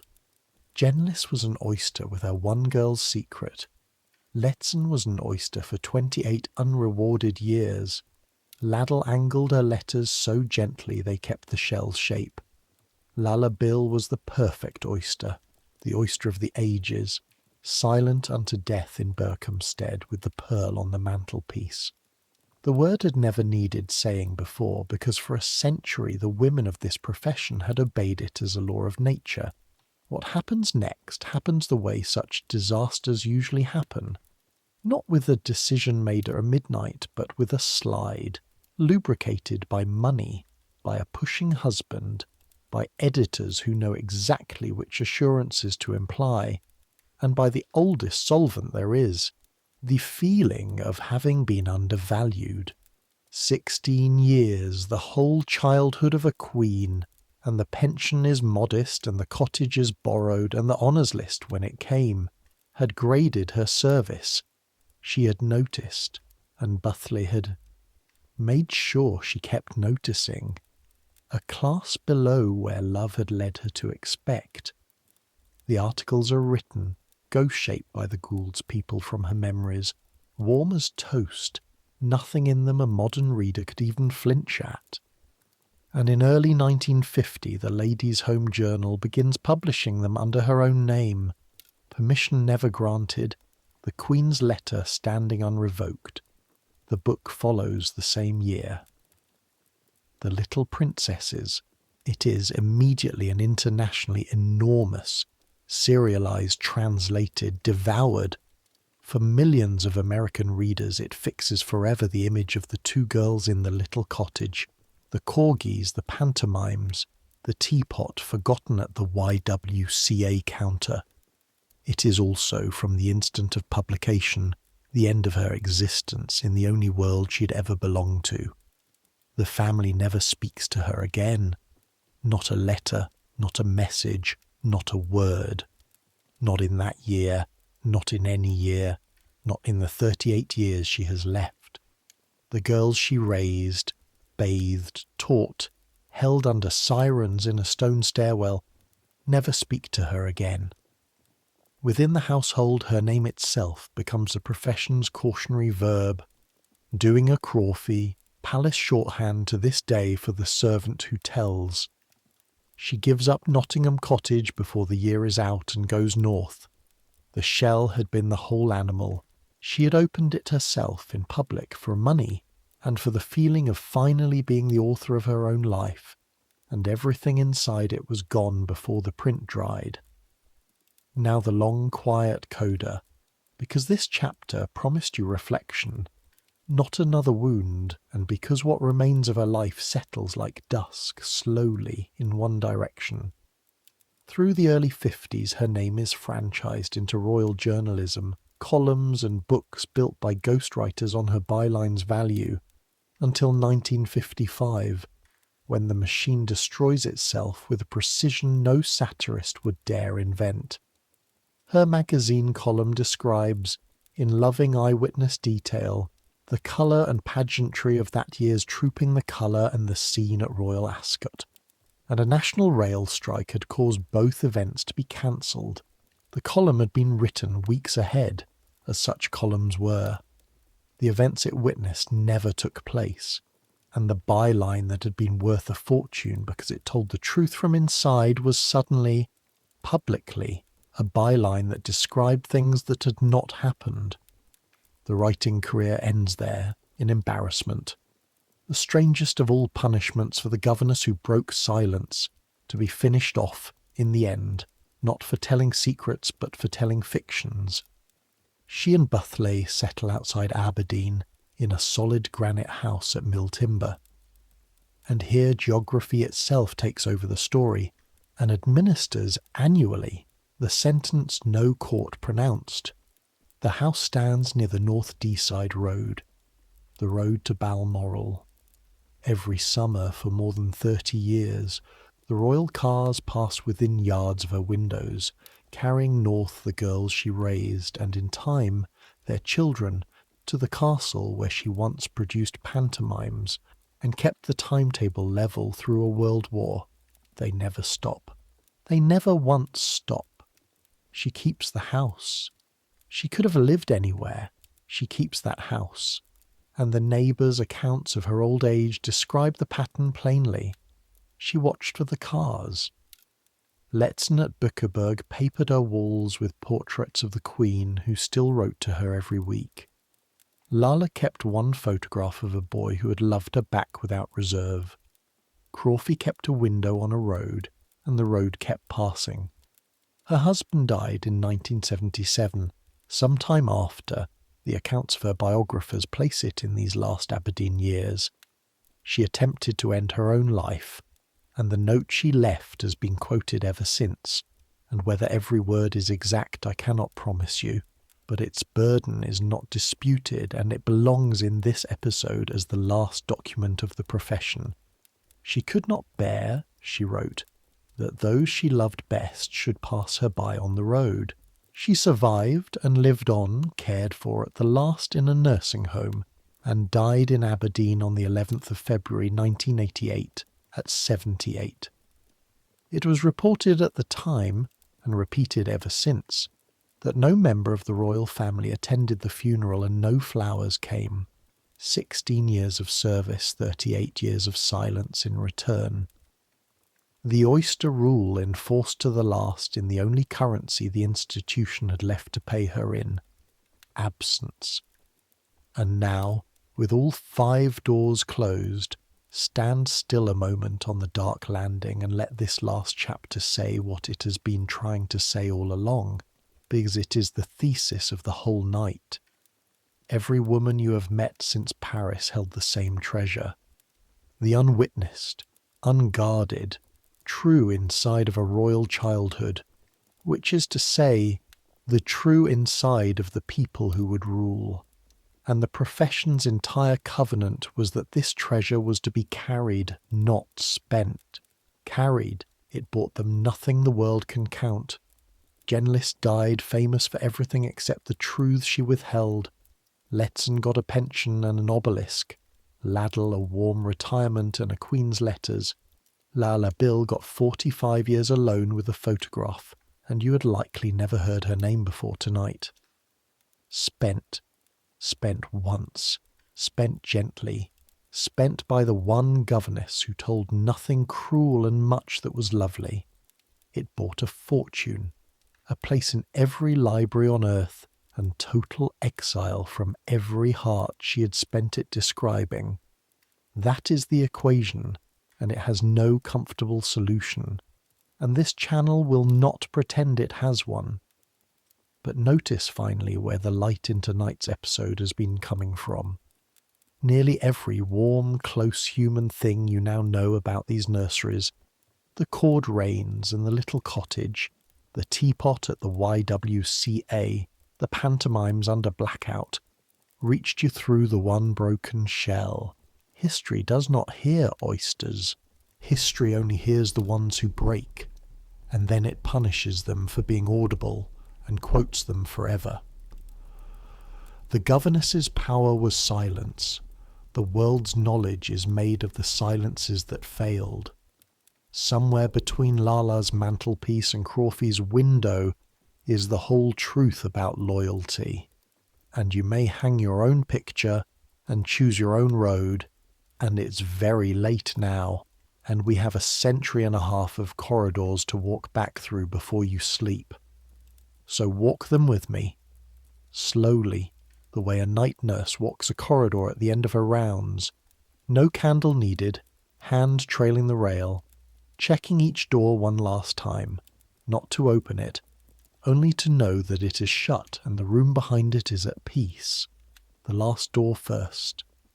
The granite house at Mill Timber stands there still, private, ordinary, a family's home with no plaque on it, and the North Deeside Road still carries its summer traffic toward the hills, and the cars that pass it now are only cars. Whatever was owed and whatever was paid on that road, the account is closed. The window is just a window. In the long run, the rain makes everything in Aberdeenshire equal, the granite and the grievance alike. Let that house go dark. It has earned an ordinary darkness. North Norfolk next, and tread softly here. Wood Farm is still there, still a plain, comfortable farmhouse on the Sandringham estate, still private, never opened, never a museum, and the family kept it. That is the detail I saved for the walk home. They kept it, and they kept using it, generation after generation, as the quiet house, the small house, the house for being nobody in. And in our own century it was to Wood Farm, of all the addresses in the kingdom, that the old Duke of Edinburgh chose to retire, spending his last years in the farmhouse where Lala Bill once kept a boy's kingdom running on porridge and bean rows, the husband of the girl who was raised by Crawfey, ending his days by choice in the rooms that held Johnny. No one planned the symmetry. Houses remember in ways families don't discuss. A quarter-mile off, the garden that bore a prince's name is grass, and has been grass for a century, and the grass is not sad. Grass is what the earth says when it is finished being asked questions. And in the churchyard of St. Mary Magdalene, under the trees, the 2 darling Johnnies lie side by side still, the baby uncle and the boy, tended, visited, planted round in spring. The estate has never once let that corner go unloved in 100 years. some silences are kept with flowers, Berkhamsted. A flat that is somebody else's flat now, and has been many times over, and no blue disc on the wall to say that the best-kept secret keeper in this whole story drank her tea there for 45 years with a photograph of a 13-year-old prince above the fire. The photograph itself passed, at her death in 1964, into the keeping of others, as photographs do. The face in it belongs to the historians now, who found him at last.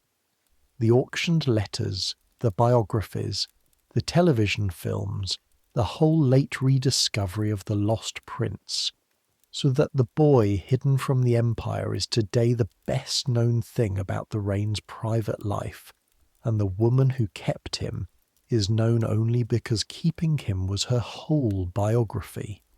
She would, every account agrees, have preferred it exactly that way round. Windsor. The nursery floors are offices and stores and staterooms now, rearranged past recognition, but the stone stairs to the Undercrofts are the same stairs, and the Waterloo chamber still stands where two princesses played pantomime under blackout, and if you stood in it tonight you would hear nothing but a big room breathing. Bertie's schoolroom hours have left no mark anywhere. Timetables never do. It is the pillow notes that survived in memoirs and margins. Always, in this story, the small soft things outlast the systems. Gibbs's diary sleeps in an archive. Laddell's letters sleep in libraries. The plan that was going to manufacture a perfect king is a cautionary tale told to new royal parents who now raise their children themselves, walk them to school themselves, in a world where the profession this episode belongs to has quietly gone extinct.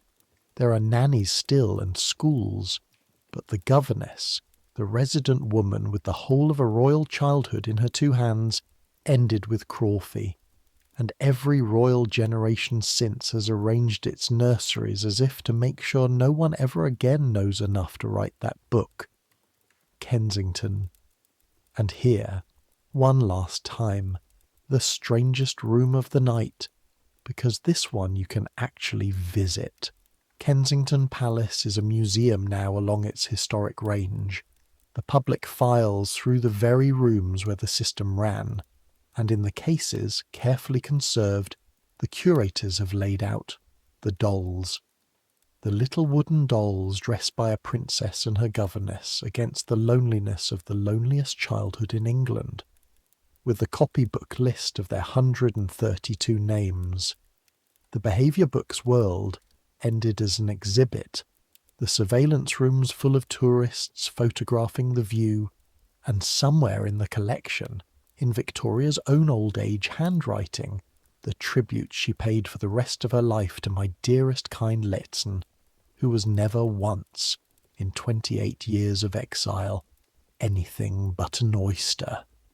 The staircase is still there.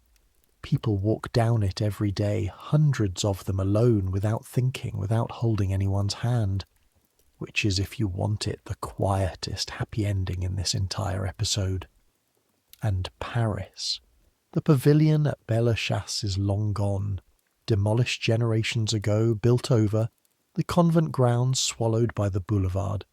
There is a Rue de Belle-Chasse still, running down through the 7th arrondissement toward the river, and nothing on it to tell you that the modern world's first great experiment in raising a king like a human being happened behind its name. The magic lantern slides are dust. The lead-soled shoes are dust. The garden with its string-marked beds lies somewhere under the pavements of a government quarter, which would have made Madame de Genlis laugh her most political laugh. What survives of Belle-Chasse is not in Paris at all. It is the idea that the hand that writes the timetable writes the reign, that whoever holds the nursery holds the future quietly enough that no one thinks to stop her, and that idea ran down the whole century and a half you've just travelled, from a harpist with a man's title to a Scotswoman with a magazine contract, and it was true every single time. 5 rooms, all dark now, 5 women, all gone. 1830, 1870, 1870 for Ladle too, within months of Lehzen, 1964, 1988. And the 5 small objects you've carried all night, set them down now on the nursery shelf, one by one, where they belong. The book first, heaviest of them. The journals of Bellechasse, the behaviour book of Kensington, the files of Windsor, and at the last the little princesses, the record that began as an instrument used on children and ended as the one instrument a governess ever used back. Set it down spine outward. It has done enough. Beside it, the held hand. Lehzen's on the stairs, Lala's through the seizures, Crawfey's in the blacked-out stairwell. The same grip, rule and rescue by turns, the whole profession in one gesture. Then the portrait on the wall. A queen at Buckerberg, a boy at Berkhamsted. Hang them straight. Then the garden. Potatoes at Bellechasse, beans at Wood Farm. The tiny fire irons of a 2/3 scale cottage. Leave it to the grass. And last, the rule itself, the one that was never written down until a queen wrote it in 1949, 6 words wide. People in positions of confidence must be utterly oyster. Set it down gently. It broke only once in 150 years, and even then it broke kindly, and everything you know is what spilled. One more minute before the palace sleeps for the ones who had no chapter, because the 5 women of tonight were the summit of a profession, and a summit implies a mountain, and the mountain deserves its minute. When the census takers went through England in 1851, in the middle of our Windsor chapter, they counted some 25,000 governesses. 25,000. 1 royal nursery, 5 in a century and a half, and below them, in that 1 year alone, an army of educated women in other people's houses, each one living some smaller version of everything you have watched tonight. Theirs was the strangest station the age devised. Too educated for the kitchen, too poor for the drawing-room, and so belonging to neither, the one person in the household with no natural table to sit at. And when I say no table, I need you to understand what that means in a Victorian house. It means the tray. The governess, in house after house, took her meals alone in the schoolroom, off a tray carried up by a servant who despised carrying it, because she could not eat with the staff, being a lady, and could not eat with the family, being paid. It means the coldest bedroom, the last fire lit, if a fire was allowed at all. It means being addressed by her surname, plain like a footman, by children whose spelling she was correcting. It means wages of perhaps 20, 30, 40 pounds a year. Set that against the 800 of Lehzen's pension, and you have measured the distance between the mountain and its 1 gilded peak, out of which she dressed like the lady she was required to resemble, and saved, if she could, against the old age everyone knew was coming, the day the last child grew up and the last family wrote its kind reference, and there was nothing.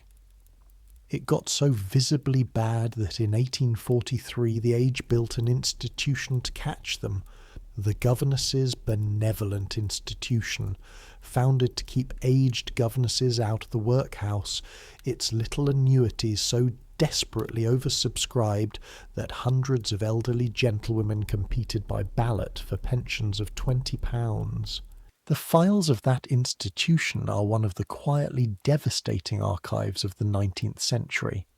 A lifetime of other people's children, itemised, and at the bottom of the page, nothing.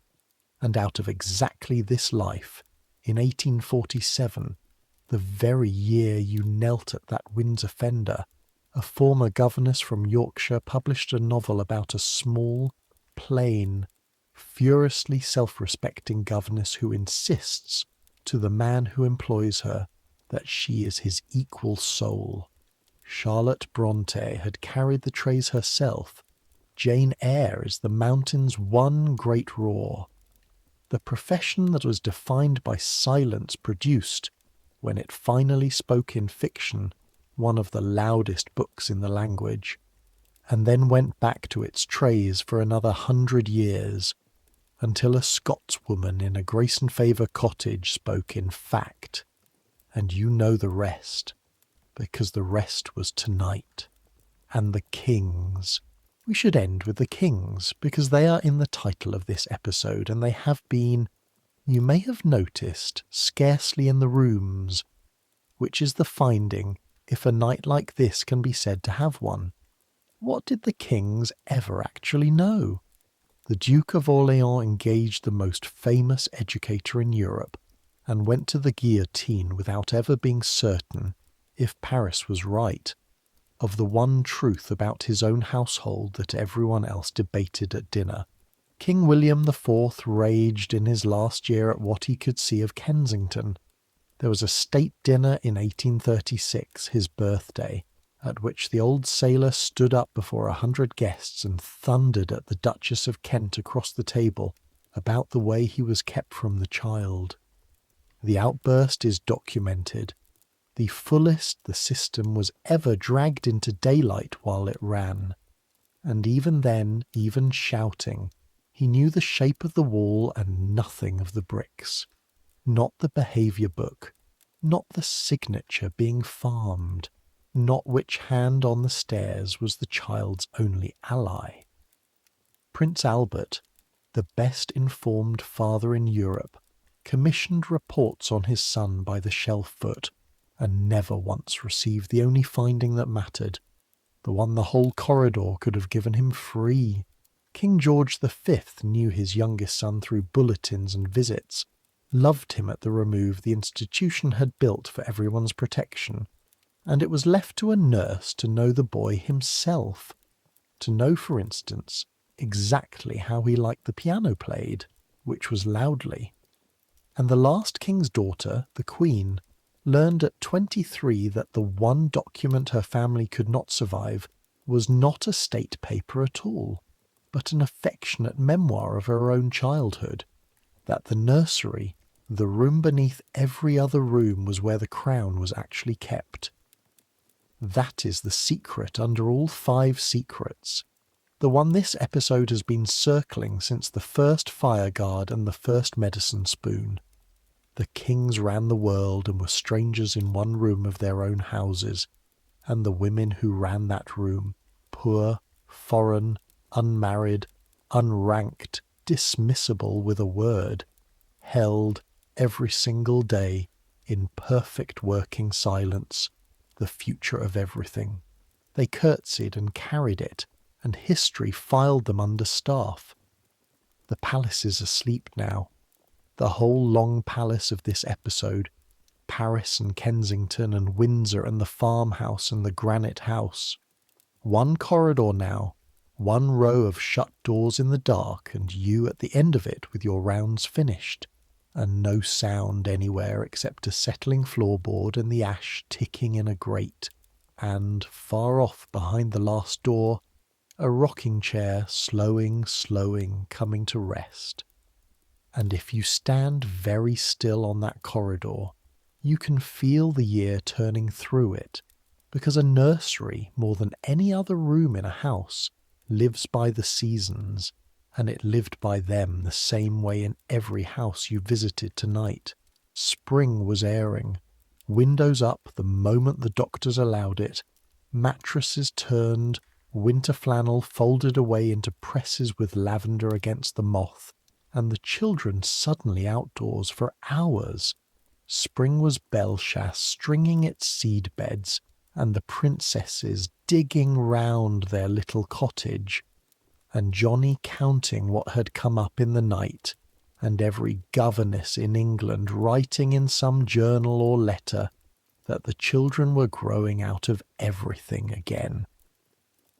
Summer was the great migrations, households packed into wagons and trains, Windsor to Osborne, London to Balmoral, Sandringham's lanes white with dust, and lessons loosened, and bedtime slid later with the light, and the nursery kept its rhythm anyway, because the rhythm was the point.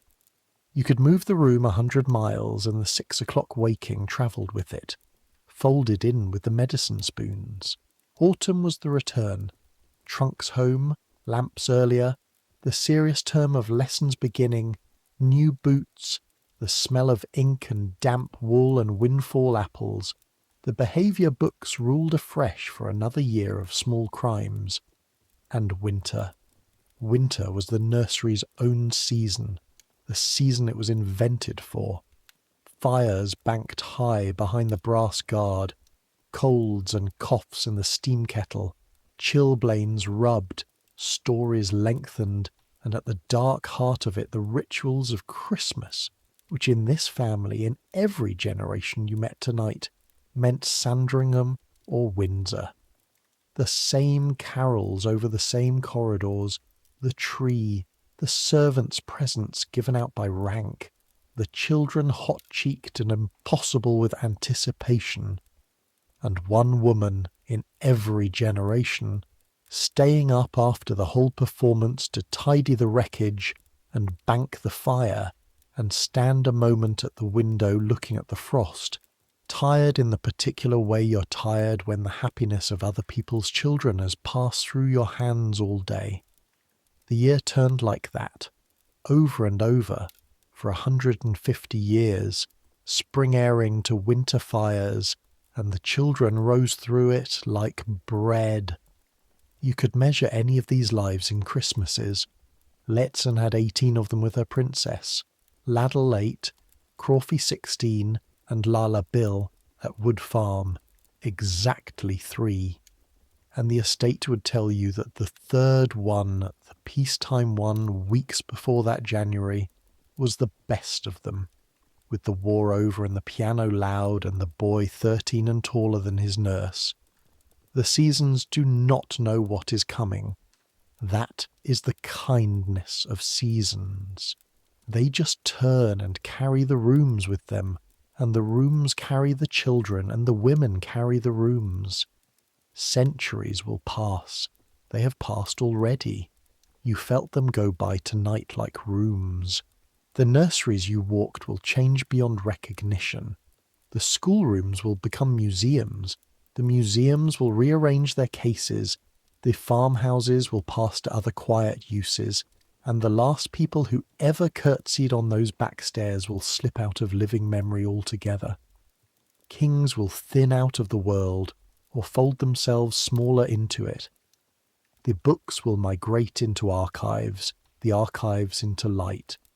But children will still wake at 6 in the morning from nightmares, in the dark, in every house there is. And someone will still cross the cold floor to them without a candle, still gather them up, blankets and all, still make the low sound that is not quite a word and not quite a song, with a name inside it, over and over until the shaking stops. Some things don't change. The person who comes in the dark doesn't change. Whatever the century, whatever the house, however great or small the sleeping kingdom around them, somebody keeps the room and asks for nothing and tells no one. That doesn't change. And now it is your room and your night, and the last of this story is only for you.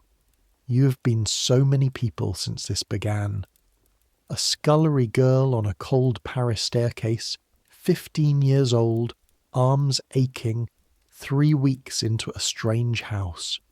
A housemaid at Kensington with a can of hot water in each hand and the smell of caraway on the landing. A nursery maid at a Windsor fender, sweeping ash through a storm. A girl from a railway cottage walking up a Norfolk lane with dew darkening her boots, toward a laugh coming over a hedge. You have carried water and coal and washing and secrets up 5 sets of back stairs across 150 years, and you have seen everything. And, like the best of them, like Lala, you have said nothing, and now the work is finished. Every door on the corridor is shut. Every child in this story is safe now, at last, all of them. Even the ones history was cruelest to, especially those. Because that is the one mercy stories have that time doesn't. In the telling, everyone is gathered in, and the fire is banked, and the nightlight floats in its saucer, and nobody's coming up the stairs with a paper to sign. And somewhere in your own past, further back than you usually look, there is a version of this story that belongs to you. Not a palace, a bedroom in an ordinary house, a cot, a bunk, a mattress on a floor somewhere. It doesn't matter. The architecture was never the point tonight. Someone kept your rooms once. Someone knew the map of your sleeping self the way Lala knew the dark of Wood Farm, knew which blanket you kicked off, which sound woke you, which lie you told and wasn't worth correcting, which fear stood at the foot of your bed in which season. A mother, a father, a grandmother, an aunt, a nurse, a neighbour, a sister barely older than you. Someone stood the night watch over your small kingdom and filed no report on it. And most of what they knew about you they never told you, and never told anyone. And it is gone now the way the under-nursemaids' names are gone quietly, without a case in any museum.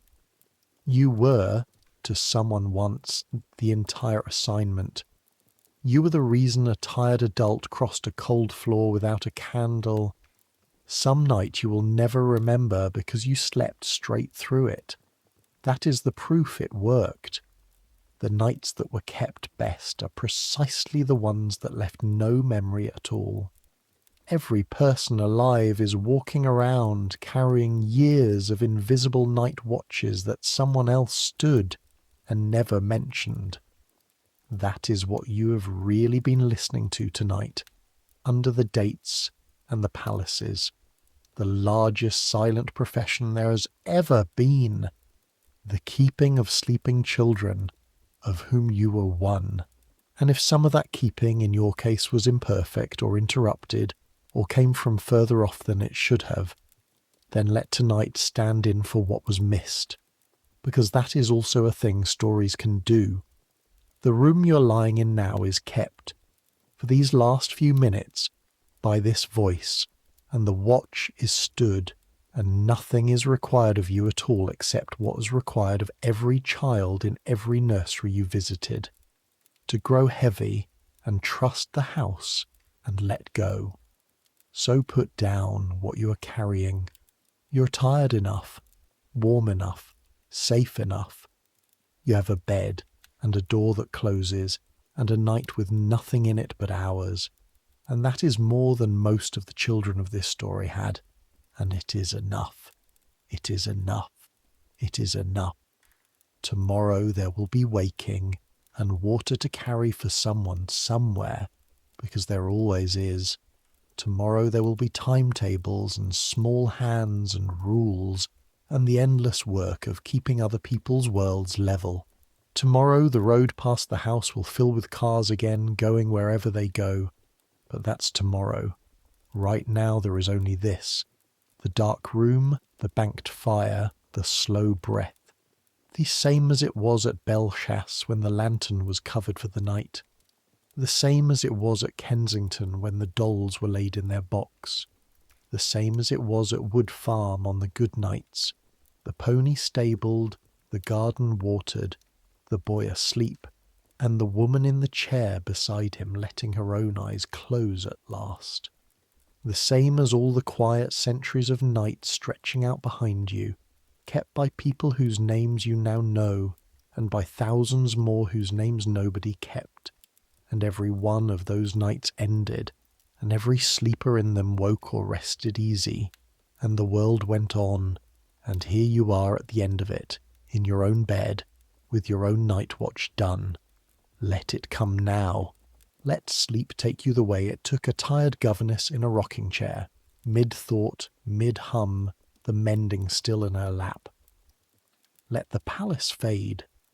Let the corridor shorten and soften and go out, door by door, Paris first, then Kensington, then Windsor, then the farmhouse, then the granite house, then the landing, then the rail under your hand.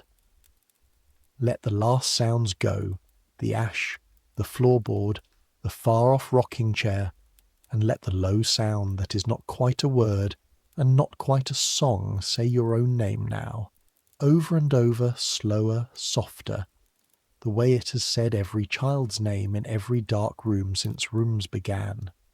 You have kept your watch.